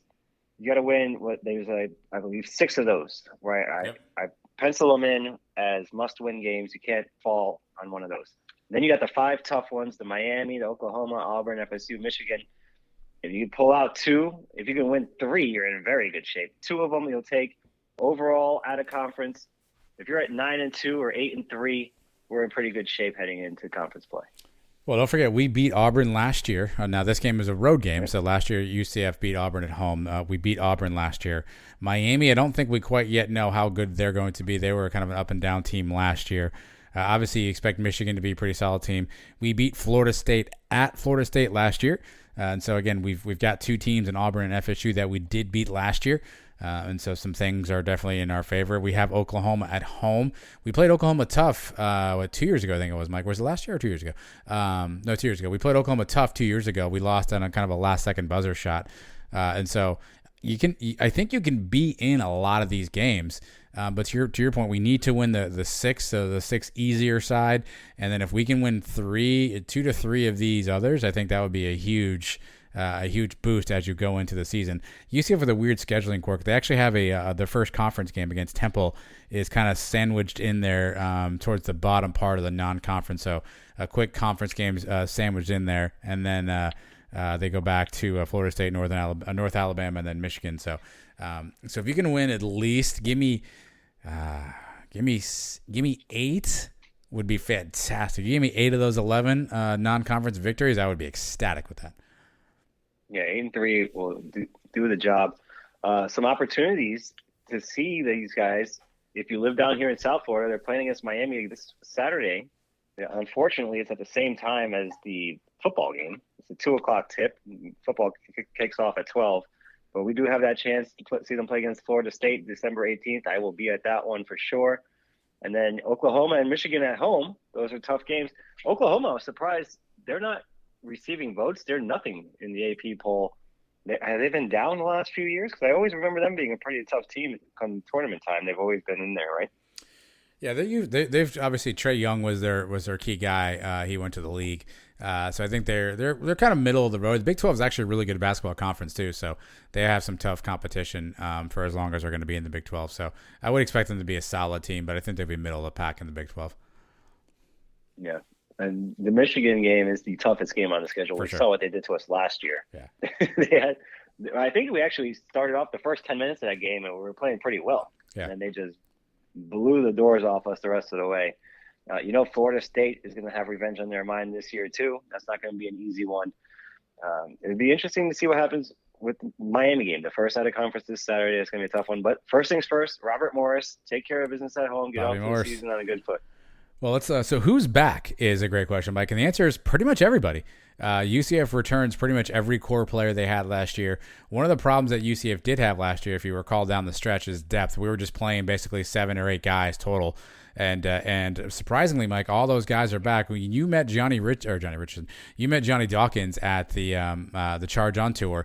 News had just broken about Brandon Mahan, and he was going to be in the portal. Well, he never ended up going in the portal, or if he did, he pulled himself out. So he's back with UCF. Darius Perry, another super senior, he actually decided to return to UCF as well. I already mentioned Isaiah Adams and C.J. Walker. Darren Green Jr. is back for another season as well. Sean Mobley, he came back. Look at that. Tony Johnson, who played 20 minutes of basketball, Mike, he's returning this year from his injury. And we finally got some word on that. Trace did a nice job in a one-on-one with him. And then Tony described his injury. I don't know if you heard that, Mike, but a bone got loose or something behind his knee, which sounds pretty painful. But Tony Johnson's back as well in the backcourt. So pretty much everybody from last year is back, plus some newcomers. Darius Johnson, he is a true freshman, a 4-star point guard. He is now with UCF. Tyam Freeman, he's a 6'6" guard from junior college. He was a first-team All-American in junior college, averaged 18 points a game. He is now with the Knights. Xavier Rhodes, he's a 3-star true freshman, 6'9". He's with the Knights. And the guy whose name I'm going to probably butcher all season long, Mike, Shek Mbake Zhong, he is a 6'11" UNLV transfer. He is also joined the Knights, Mike. So everybody back, and we added some new faces as well. So this definitely is not a season where you say, man, the roster's depleted, we're rebuilding, we're reloading. Johnny's got a lot of experience on the roster this year. Yeah, and now can we stay healthy? Please. That's the thing that's killed us in the last few years. Even the tournament team wasn't healthy all year long with Taco and BJ Taylor and those guys. So if we can have a healthy season, this roster is built to win. And we have players that can do it all different ways. Darius Perry became a leader on this team last year and probably tried to do more than what he needed to because of the lack of depth we had. Yep. This year shouldn't have to do that. We got Darren Green, probably the best pure shooter we've had since Matt Williams on this team. He can light it up. Isaiah Adams is probably the best all-around scorer we have. He looked great as a freshman last year.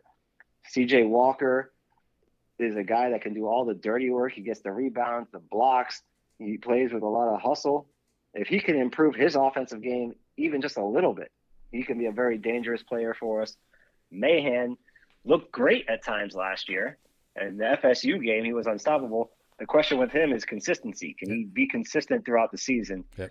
I'm looking forward to seeing the development of Reynolds, the big man. That's the one thing we need here is a big man in the middle. Can he make that big leap from freshman year to sophomore year? We're going to find out. But this team is primed to go, man. I'm very excited about basketball season. Well, I got 6 key questions, Mike. I wrote down 6 key questions for this season. Here you go. Here's number 1. CJ Walker. Can he improve his shooting? Last year, to your point, he played well, but a lot of his offense came on putbacks and little inside handoffs, kind of garbage play, hustle play, dunks, that kind of stuff. Not that that's not important, but he definitely was not a guy that we were calling plays for per se. 2 of 14 from 3 last year, only shot 48% from the floor. Did he or can he improve his offensive game? Can he be somebody that you can clear out? He can get to the hole. Can he create his own shot? Does his outside shot show up this year? Again, he definitely does the dirty work around the rim. He's one of those guys that hustles, averaged 7 points, 5 rebounds a game last year. So he's going to do a lot of that stuff. But if he can get any sort of offensive game, if he can find a way to get his own shot going, Mike, that's going to be huge because we know he's got the athleticism. We know he's got the size. But can he improve on his offensive prowess? Can he find some new wrinkles to his game? Yeah, anything would be an improvement offensively with him. And we don't need to depend on him to do a lot offensively. Yep. But if he can just improve just a little bit, because he was throwing up some bricks last year, let's be honest. I did not want to see him shoot at all. But putbacks, dunks, things like that, that's fine. Yeah. But if we're counting on him to put up 10, 15 shots a night, I think we're in trouble. Number 2, turnovers. Last year, Mike, this team averaged 14.9, so basically 15 turnovers a game. That was second worst in the conference. And our chief ball handlers last year, Dre Fuller, who's back, he had 54 turnovers. Darius Perry had 50. I don't think either one of those guys are traditional point guards. Darius is more of a shoot-first point guard. I think Dre Fuller is more of an off-the-ball slasher kind of guy. Both those guys were kind of pressed into point guard duties this year. So can we cut back on the turnovers? Having Tony Johnson return from injury, bringing in Darius Johnson as another guard, will those guys be able to take the load off of ball handling, and can they protect the ball better? Isaiah Adams had a bunch of turnovers. He had 47 turnovers himself last year. A lot of that probably just being a freshman, making some freshman-type mistakes, Mike. Got to cut down the turnovers. We had a couple of games we did a really nice job, but we cannot continue to give away free possessions. We've got to get better at ball handling, particularly late in game situations. I remember distinctly several games last year where we just need to get the ball across half court, and we were getting pressed and trapped, and it was just like a clown circus. So if we can find ways to handle the ball better, cut back on turnovers, I think that's going to be another big part of Johnny having a successful team this year. Yeah, turnovers absolutely killed us for the entire season last year. You want to say it was COVID-related and these guys weren't able to gel preseason, things like that? I don't know. But that's got to get corrected. Tony Johnson being back should help. And you're right, being able to just close out games, something we were not able to do. We were in a lot of games. We couldn't find a way to put things away. The Wichita games last year were both winnable games. That's the team that won the regular season. in our conference. And we were in it. Those were 1-point games, I believe, both times. Just found ways to lose. Now we got to find ways to close those things out. Next up, how does Isaiah Adams develop? Obviously, I think it's probably unanimous. I don't think anyone would dispute that he's our star player, Mike. He's our best player. He may not have the most gifted offensive set, right? He's not a great shooter per se, but he's probably our best player. Where and how does he develop, I think, will be huge. He only shot 53% from the free throw line, Mike. That has got to change. You know he's going to drive to the hole. He's going to get hit. He's going to get fouled. He's got to be able to put a higher percentage of free throws in this year, especially if he's going to get to the line at any kind of volume. Again, I mentioned the turnovers. Only shot 33% from three, so he's got to get more consistent from a three-point shot. But here's a fun stat. I don't know how true any of this stuff is, Mike, so take it for a grain of salt. I looked up last year one of the college basketball reference sites. They listed him last year as a true freshman at 6'6", 170.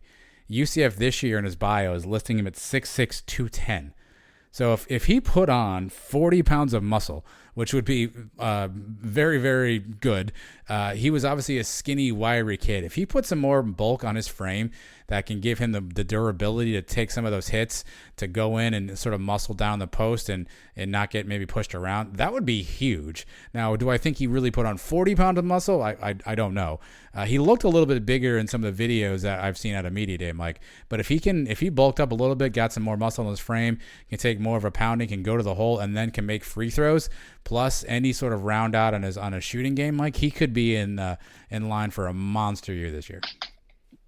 40 pounds is a lot of weight. I don't know if that's believable. I'm saying grain of salt. All those people always lie about their height and weight, so grain of salt on that one. But that's what two different sites have.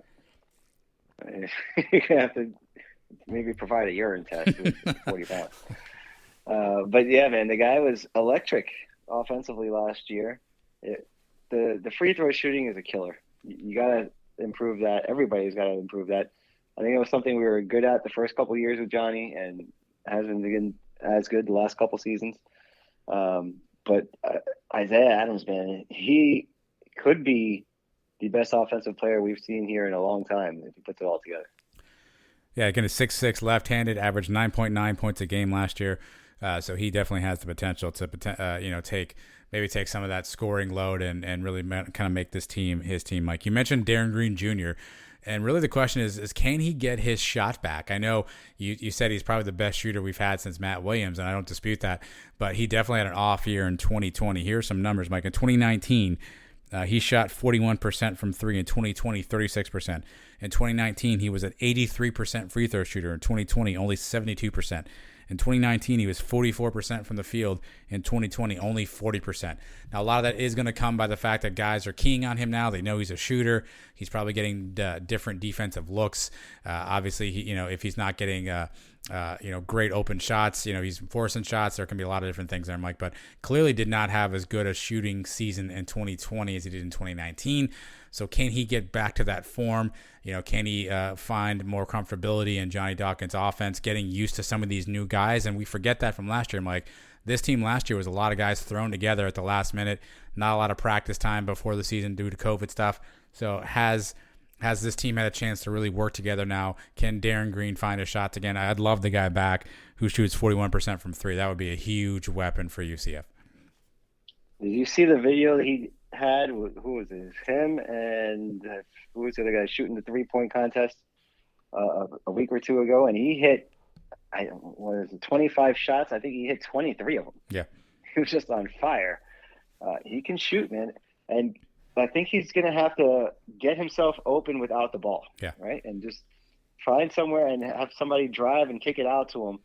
That'd be great instead of having him trying to create his own shot.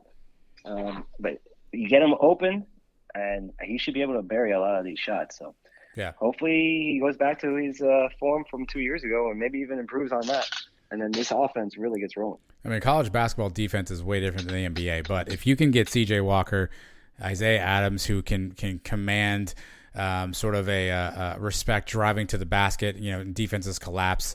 The NBA, philosophy of get to the hole and kick out to the shooters on the wings. If Isaiah Adams can break down the defense, get to the middle, they collapse on him, and he can find a wide open Darren Green, and we could eat off that all day. But again, we're going to need that Darren Green back in 2019 versus 2020. To your point, he's not going to be a guy that's going to take you off the dribble and make his own shot. But if we can figure out ways to get him involved and get him some open looks, I think it'll help UCF out a ton. Mike, here's one of my bigger questions on this year. This is a weird mix of players. How is Johnny going to put all of this together? Because I already mentioned you've got the experienced guys, right? You got Darius Perry, you got Brandon Mahan, you got Dre Fuller, you got Sean Mobley. These are experienced guys who played a lot last year. They're in that senior or super senior year. But then you got these young kids. You got Darius Johnson, again, a 4-star point guard. You've got Tyam Freeman, again, an All-American junior college player. You've got Xavier Rhodes who's coming in. You've got Jameel Reynolds coming in. How is Johnny going to mix these guys together?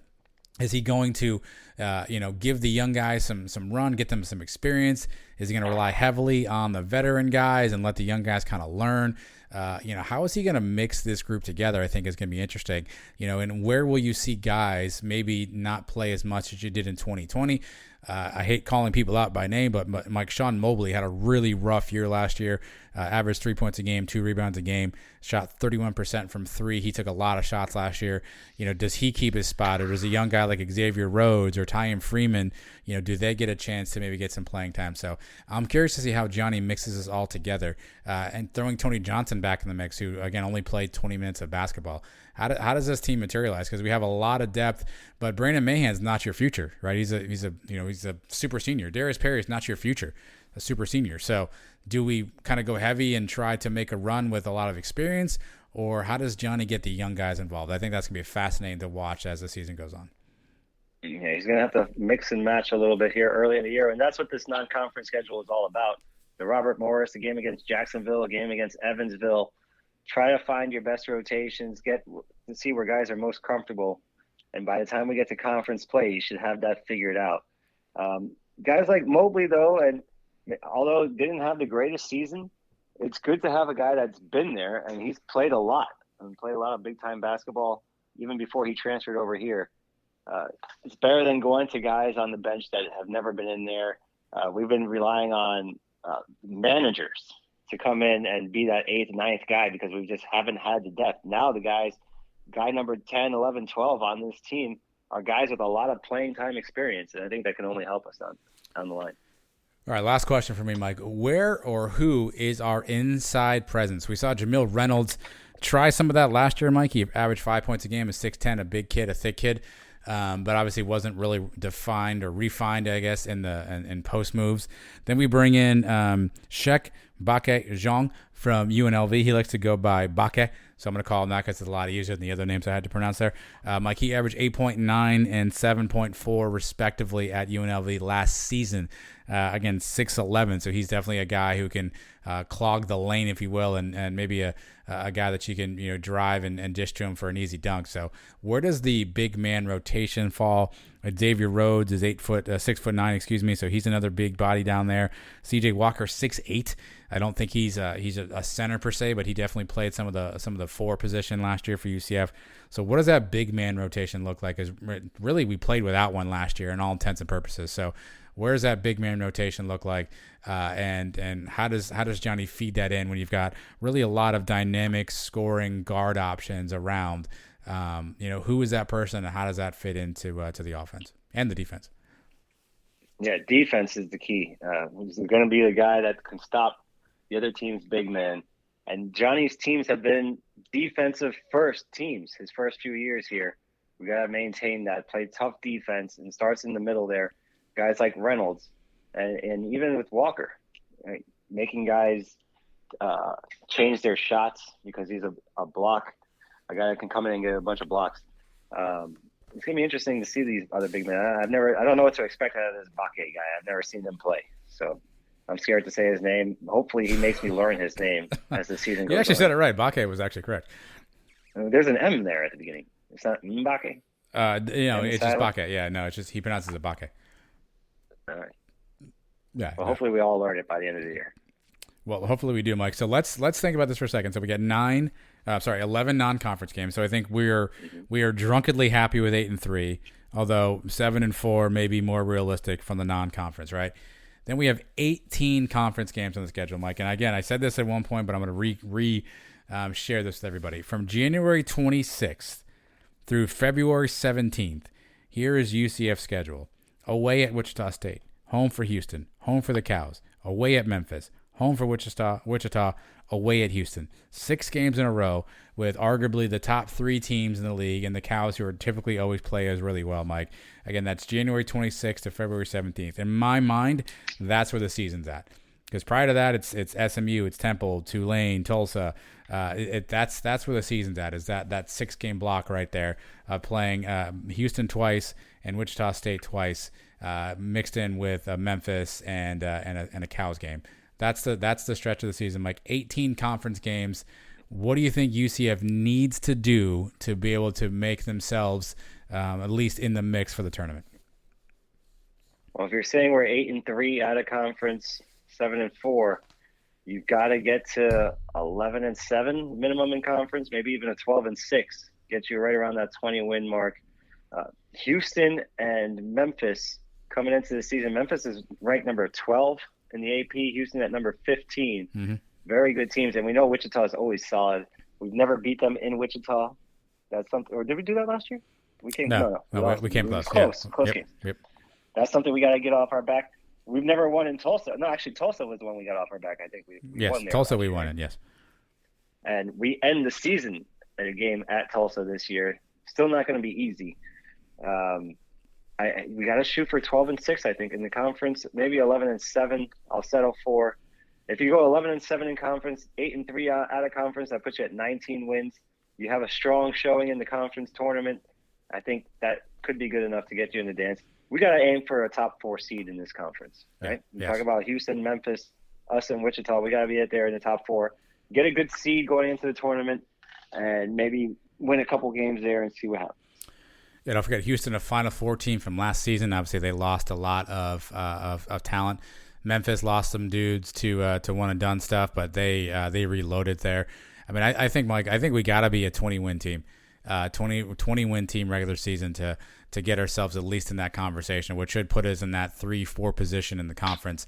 I don't know if the American, it depends on how things all break out, right? But on paper, this historically has not been a 4-5 bid league, right? It's usually been in that 3-4 range. So we've got to sneak our way into that top 3 to at least have a shot. I think that's gotta be a 20-win season for Johnny. And again, it's a tough schedule. Obviously, those games back to back. But I think we got to be at 20 wins and then go into the conference tournament, make some noise, at least get into the semifinals, and let the chips fall where they may. But I think we got to go 20. So off of that math, then, I mean, I think we got to go 8-3 non-conference and then 12-6 in conference, gets us to that 20-9 mark. Yep. And we have opportunities for some big wins. What do they call quadrant 1, quadrant 2 wins? Yep. With Houston and Memphis in this conference, we got to pull out of those 4 games. You got to win one of them at least, and then you got to split the Wichita games, and you're in good shape. The rest of the conference is winnable. We only play Cincinnati once, and it's at home. That should be a game we can win. We only play SMU once, and that's on the road. They're nothing great either. So the rest of this conference are teams that we should be able to beat. And we got to make our money against these higher-ranked teams. And we got to win a couple of these out-of-conference games. I know there's 5 tough ones. Win 2 or 3 of those. We'll have some good resume wins on there. And by the time the end of the year comes, we should be right there in the discussion of making the tournament. Yeah, again, we don't know how these other teams will shake out, right? But if we can steal, again, and the configuration of going 8-3 in non-conference, that means that we think we can win at least 2 of – win at least 3 of Miami, Oklahoma, Auburn, Florida State, and Michigan, right? Which again, Michigan seems to be the longer shot there. So if we can be competitive and win some games there, I think that goes a long way, obviously, to help us out. I will tell everybody this: hopefully you have ESPN Plus, because looking at the schedule here, a lot of these games are going to be in ESPN Plus. Just my rough math here, Mike. At least maybe, I don't know, of the games listed here, at least maybe 10 of them. So almost half of the games on here are going to be ESPN Plus games. So hopefully you got the ESPN Plus package and ESPNU. Yeah. So that's just what's going to happen here for the year, and that's going to be for all these other sports. Now that football season's coming to an end soon, if you want to watch any of these games, you got to have the ESPN Plus package, unfortunately. But at least you're able to watch all these games. That's right. There is a way to see them all, so that's right. pretty cool. And obviously, Mike, women's basketball, we'd be remiss if we didn't touch on this. Mike, they tip off Tuesday, 16-5 last year. Mike, they got to the tournament, lost in the first round to Northwestern. But great news, they returned all 5 stars from last year, including Diamond Battles, who went down in that game against Northwestern. So they have a talent-laden team, Masani Kaba, Brittany Smith. So they returned all of that talent. And Coach Abe has scheduled tough, Mike, the second game of the year at home. Now, they're not what they used to be, but we are welcoming Danny White's Tennessee Volunteers to Edition Arena there. I wonder if Danny will be in attendance for that particular ball game there. So Coach Abe scheduling tough. Obviously, this was a team that was a tournament team last year, only 5 losses. Went down the stretch, Mike. I think the Cows ended up nipping us a few times there in the end. So everything on paper would align for the ladies team to be able to continue to be competitive, Mike, with all 5 starters back. Yeah, we're right there at the end for the conference. The Cows cheated, as that's right. come to find out now. So without the cheating, who knows if they beat us. And this year now, we're back, reloaded again, and ready to go, and ready to win the conference outright and see what we can do in the tournament. We got a test here with Tennessee early, and if we can win that game, then we're on our way for a very good season. I'll say this, Coach Abe always has her teams always play hard. They always play hard. They always fight. I mean, sometimes, obviously, we've gone against battles with UConn in the past and some of those other teams, and Coach Abe always has her team ready to fight. So curious to see how the season will shake out for them again, with all that talent coming back, with all that experience coming back. Again, the Cows best as last year, but can we kind of repeat, or I guess maybe not repeat, but get our revenge and go on top. So again, Duquesne on Tuesday. And then we've got Tennessee, the Volunteers, Mike. So keep an eye out for that too. But that is your hoops preview. We will keep you posted as football and basketball converge together here. Mike and I will do our best to make sure we're covering both, so you have as much info as you can. And as always, Thursdays with Trace Chalco, we will keep you updated as well, Mike. That is the basketball preview edition. But coming up next, we'll go back to football. We'll talk picks from this past week. And we'll also pick the games this upcoming week. Don't move, Sons of UCF.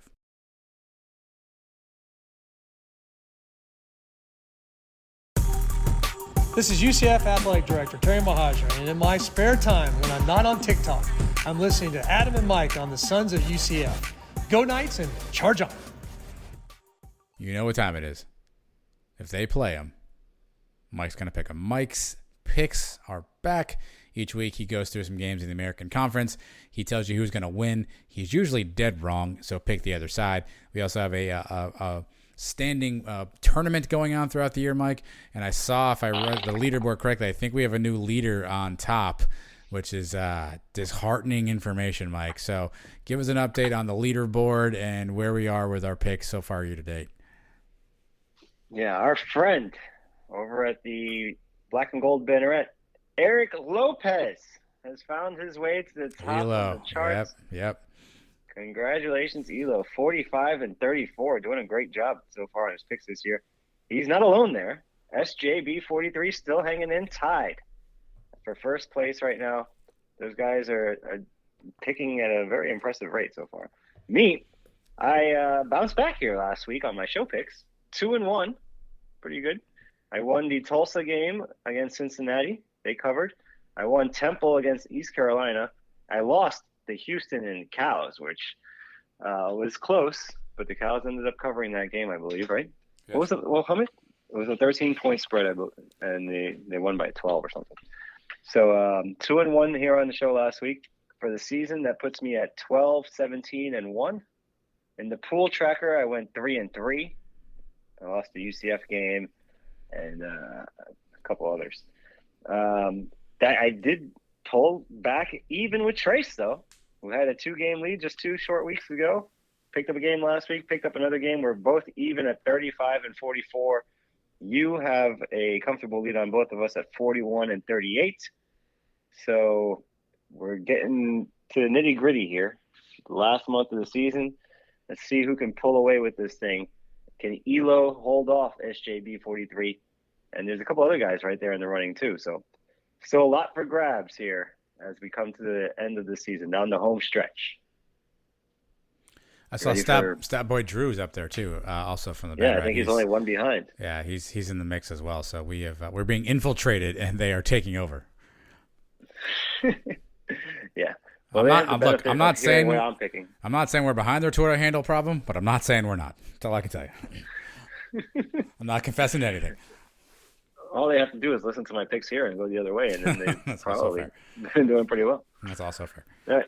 But 2-1 last week. Let's have another winning week here again. I feel a heater coming on. Oh, boy. Maybe 3 wins this week. Mike's on a heater. So, game number 1, let's go. Houston, minus 24 points at Temple. The Cougars are now coasting into the championship game, having won 8 games in a row. They scored 54 points against the Cows this past week, 44 points against SMU the week before that. Dana Holgerson has this offense humming right now. And Temple, I have to say, is the worst team in the conference, probably the worst team I've watched all year. They seem to have packed it in. Since they beat Memphis 34-31 back on October 2nd, they have been outscored in their last 4 games 180 to 27. That is not good. That is disgusting football. I couldn't imagine being a Temple fan watching that. Actually, I could imagine that. 2015, we went through the same thing. But they haven't done it for a whole year. I believe Houston wins this game big, just like UCF did to them, just like East Carolina did to them the last 2 weeks. I think Houston probably wins this game by 40. I am not scared of giving up 24 points. Give me the Cougars to cover. Yeah, I told you I'm always afraid that Dana Holgerson's going to throw a game here and there and just do something funny. I thought maybe the Cows had his number, but you saw how prolific their offense was. I don't think Temple wants any part of that, even though it's at home. We saw Temple's kind of home stance at this point. I think the Cougars' offense just too much for that Temple defense. Yeah, I think Houston actually clinches a spot in the championship game outright with a win this week because they already have the tiebreaker against SMU. Yep. And they only have one conference game after this. So they're on their way to the championship game. Game number 2, East Carolina plus 6 points at Memphis. The Pirates lost 2 tough games earlier this year on the road to UCF and aforementioned Houston Cougars. And they've come back since then. They've pounded the Cows and they pounded the Owls, 2 of the lesser teams in the conference, I know. But they've also covered the spread their last 6 games. Meanwhile, the Tigers, coming off a nice upset win against SMU this past week. You know what this week is, right? Classic. Let-down game. Oh, let-down. It's at noon. Yeah, it's at noon. It's at home. Coming off a big win. They may come out a little slow to start here. They have not covered the spread in 5 of their last 8 games. These 2 teams have not played each other since 2018. Memphis has won the last 2 meetings, but before that, the Pirates had a 7-game win streak against them. All time, East Carolina leads the series 15-8. Give me the Pirates to cover 6 points. They're getting points on the road here. Even if Memphis wins this, I see maybe they win a 3 or 4 point game. I'll take the Pirates with the points. I'll take Memphis. Yeah, I think obviously they're on a bit of a hot streak. They got a little momentum going now after the SMU win at home, like you said. I think they finally got their quarterback situation figured out, and they're not having to play true freshmen. So I could see them winning this thing by 7 or 10. I think ECU is good, but maybe Memphis makes a last-second play. So I'll take Memphis. I'll give you the 6. Yeah, let me remind you that Memphis lost to Temple, 34-31. I heard earlier. Yep. I heard earlier. Yep. I'll take the Pirates. All right, game number 3. Cincinnati minus 23.5 points at the Cows. Now, since trouncing the Knights, the Bearcats have struggled with teams such as Navy, Tulane, and Tulsa. And maybe the pressure of impressing this playoff committee is starting to get to these guys. They are going from playing a game in front of a raucous crowd where they hosted College Game Day this past Saturday to now playing in front of family and friends only at the Pirate Ship in Tampa. That's got to be a big letdown for these guys. It's a Friday night game, I believe. It is. 6 p.m. I think it's a 6 p.m. kickoff. 6 p.m. Yeah. Well, at least it'll be dark by then because the time changed. So it'll feel like a night game anyway. The Cows were pretty competitive against Houston. They started putting up some points here. The offense has been improving as the season's gone along. I got to imagine they can somehow manage to score maybe 14 points in this game. Maybe a backdoor cover with a late touchdown or something, some garbage time touchdown. 23.5 seems like a lot to me the way Cincinnati's been playing. I think Cincinnati wins comfortably, maybe something like 35-14, but that's still not covering the spread. Give me the Cows to cover 23.5 points at home on a Friday night. Yeah, you know what? I was the idiot last week who told you that Cincinnati was just going to run roughshod over Tulsa. They were pissed off. They were fired up. College game day. There was no way that this thing was going to be anything else than that. And obviously that is not what took place. And you're right about the Cows, Mike. I'm going to tell you right now, I'm low-key concerned that they've got a sneaky, interesting team that's going to be rolling into Orlando on Black Friday.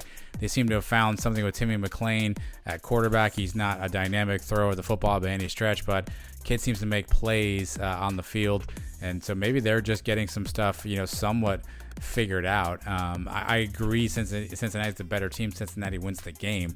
But I think the Cows hang in there. I think, Cincinnati's got a little bit of this malaise, a little fog over them. We'll see where they are ranked this Tuesday on the college football rankings. My suspicion is they're in that 5 spot potentially. But they have not looked sharp. And the Cows appear to be peaking. I don't think they win, but I do think you're right in your analysis that it's not by 23. So I will take the Cows as well. All they have to do is manage to score some points. Cincinnati has not been great since the game they played against us. They haven't been lighting up the scoreboard the last few weeks. So the Cows can manage to get a couple scores on the board. 23.5 is a lot for the Cincinnati team to cover. Maybe the Cows can pull it off. Let's see. Maybe. Those are the hot picks then, huh? Those are it. 3 games. Again, I'm staying away from the UCF game. I believe we're 7-point underdogs. Yeah. 6 points. Yep. So, not touching it. Don't want to jinx the game. So, those are the 3 picks. Houston on the road, -24 at Temple. East Carolina on the road, getting 6 points. And the Cows at home, getting 23.5 against Cincinnati. Those are the locks of the week. Now go take that information, go the other way with it, put your whole house on it, there you go, and tell them UCF Mike sent you. All right, well, I'm uncomfortable because we were way too nice to the Cows there, so we need to make fun of them, and we'll do that next on Cow of the Week. Don't go anywhere.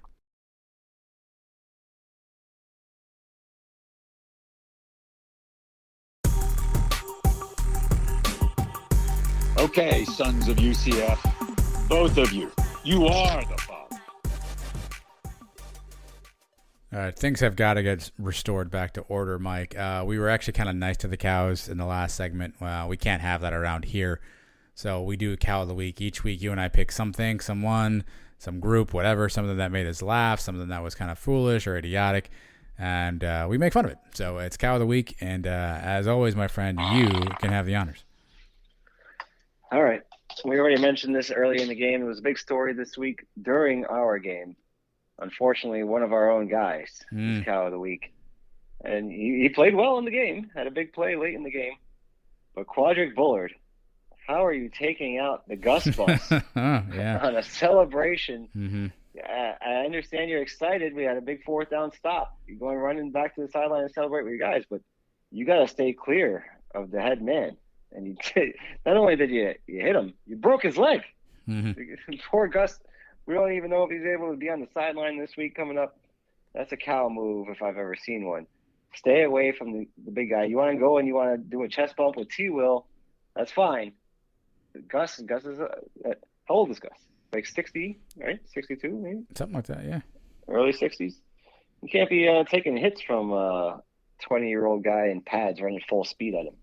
So I've never seen something like this before, and hopefully we don't see it ever again. I don't know how many hits Gus can take this year.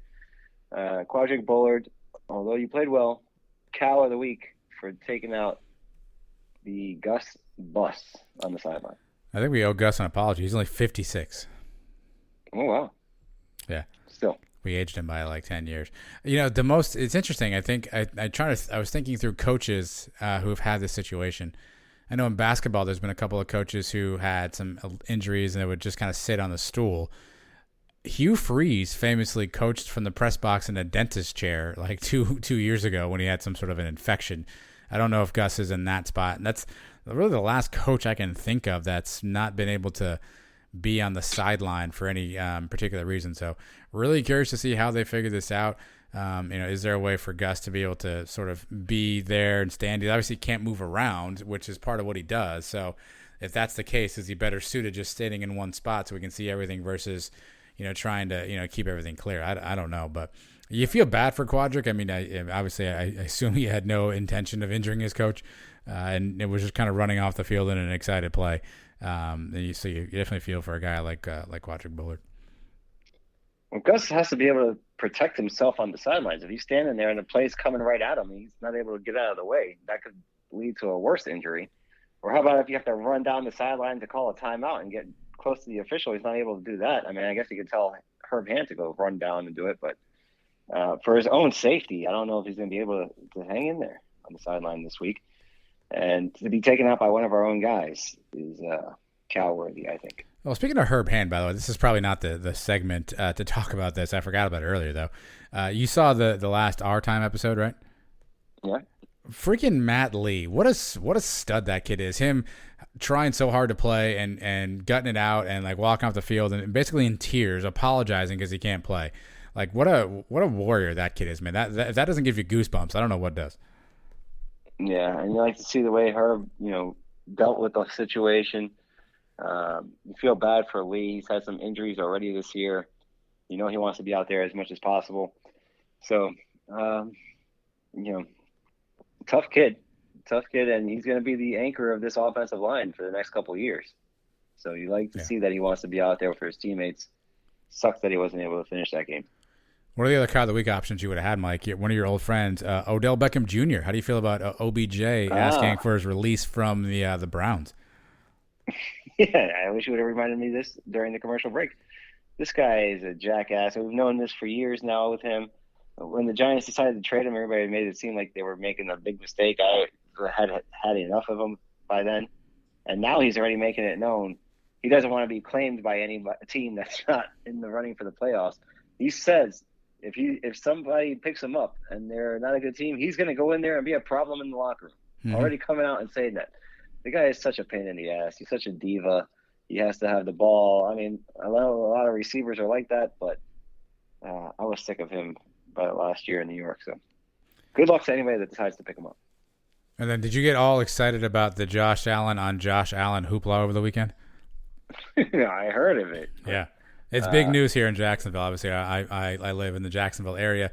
Big news here in Jacksonville that the Jaguars beat the Bills, but that Josh Allen sacked Josh Allen, intercepted Josh Allen, and then recovered a Josh Allen fumble. Yeah, that was probably the biggest upset of the weekend. Probably a lot of people got knocked out of their survivor pools by taking the Bills. I got knocked out of mine because I took the Cowboys. Sorry about that. Figuring them at home. Dak's coming back. Denver hasn't looked great. They just traded Von Miller, their best defensive player. I figured, here we go. And no, yeah. And it sucks. Not only does it suck to lose a survivor pool halfway into the season, but to lose by picking the team that you hate the most was a double whammy. Yep. No good. So I'm out. All right, so those are good Cow of the Week options, Mike. My Cow of the Week, I'm going to revisit something we just talked about in the previous segment with picks. We talked about Cincinnati playing Tulsa, which, again, we've had the Tulsa issues in our past here in UCF, so we are certainly not immune to the Golden Hurricane and the weirdness that they bring. So they march into Cincinnati, game day game, and they hung with Cincinnati pretty good. And it comes down to sort of a late goal line stand. Like it's 28-20. Desmond Ridder fumbles. Tulsa gets the ball back, and they are essentially going to drive in potentially for the game tying touchdown, and they have to go for two, obviously. And then their quarterback, Davis Brin. Mike, do yourself a favor if you haven't seen it. Go onto your Twitter account. Google Tulsa QB. It's like the third story you'll see. It is a 3rd and goal.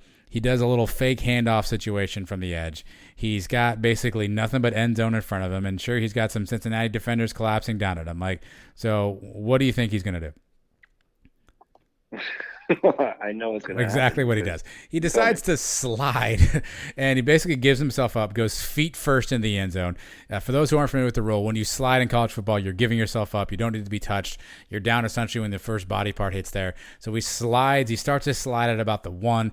And so if he just dove head first, he scores a touchdown. If he just jumps, he scores a touchdown. Even if he just tries to absorb that hit, he probably scores a touchdown. He decides to slide feet first, gives himself up, ends up being called down at the 1, and then on the 4th and goal play, the Tulsa running back tries to reach over, and the ball slips out of his hands. He fumbles. Cincinnati recovers in the end zone for essentially the game sealer there. So Tulsa was one QB slide away from potentially tying this thing with Cincinnati, which would have put all kinds of things in the chaos. Yeah, I'm just watching it now. I hadn't seen it over the weekend. Just dive. He's in. He just dive. He's in for a touchdown. just literally reach the ball across with your hand. Yes, and you're in for a touchdown. Yeah, even if they knock it out, he already breaks the plane. That would have been an easy touchdown. Yeah. Wow, Cincinnati escaped again. Yeah, I'm telling you, they're going to slip up at some point, whether it's to SMU next week or to Houston in the championship game. These guys are not going undefeated, so you're not going to have to worry about getting left out of the playoffs, I don't believe. Yeah, I mean, Tulsa just slides there. It just doesn't do anything but slide there. That's a whole different game. So that's my cow of the week, Mike. Tulsa quarterback, his name is Davis Brin. Again, Google or just Twitter search Tulsa QB. It'll pop right up in your feed. You'll see him. I don't even know what he tried to do there. But they come up short, Mike, and that wraps the week in college football, Mike, and that wraps another podcast edition of the Sons of UCF, the 155th version of Said a Show. Don't forget on Thursdays, you can catch me, Mike, and Trey Strucco live, Twitter, Facebook, YouTube, 8 p.m. We'll have guests. Last week we had some great guests. Mike Tyler Paul was on last week. He was fantastic. Nick Patty seems to be joining us all the time these days. Nick is excellent as well. And we'll probably have somebody from the SMU side of things clue us in on what's happening. You never know what you're going to find. Make sure you find us Thursdays at 8 p.m. Just search our social media stuff, and you'll find us live someplace. Yep, those shows are always fun. I know I've been late the last couple of weeks. I may have to actually be late again this week. We'll see. All right. But softball season's coming to an end soon, so I will be back full-time very soon. Looking forward to this week's episode, and let's see what we can do. Well, as always, we appreciate everyone for taking the time to listen to us. Thanks for following and subscribing and all that good stuff, and always supporting the show. Definitely appreciate everybody out there. Can't wait to talk to you on Thursday. Big one, Mike. Big one on Saturday. It's a sneaky big game. This is, we're not peaking offensively right now. SMU's offense is pretty solid. Our defense is playing well. So this is a big one, Mike. I'm a little nervous. Saturday, high noon. I don't know what to expect, Mike, but we will break it all down for you on the live show. We'll break it all down for everybody next week, plus hoops. A lot of stuff going on. Jesus, it got busy all of a sudden. Yeah, this is a fun time of year. I mean, football is coming down to the nitty-gritty here. We're going to see what's going to happen to the end of the year. We're going to finish strong, maybe crack the top 25. We win out here and get 10 wins. It's a possibility. And now basketball is cranking up, and this is going to be a fun season for basketball. So very fun time here on Sons of UCF program and UCF sports in general. Well, that doesn't give you the warm and fuzzies on the way out. I don't know what will. Everybody have a fantastic week. Thursday night, bookmark it. We will see everybody there. Go Knights! Charge on.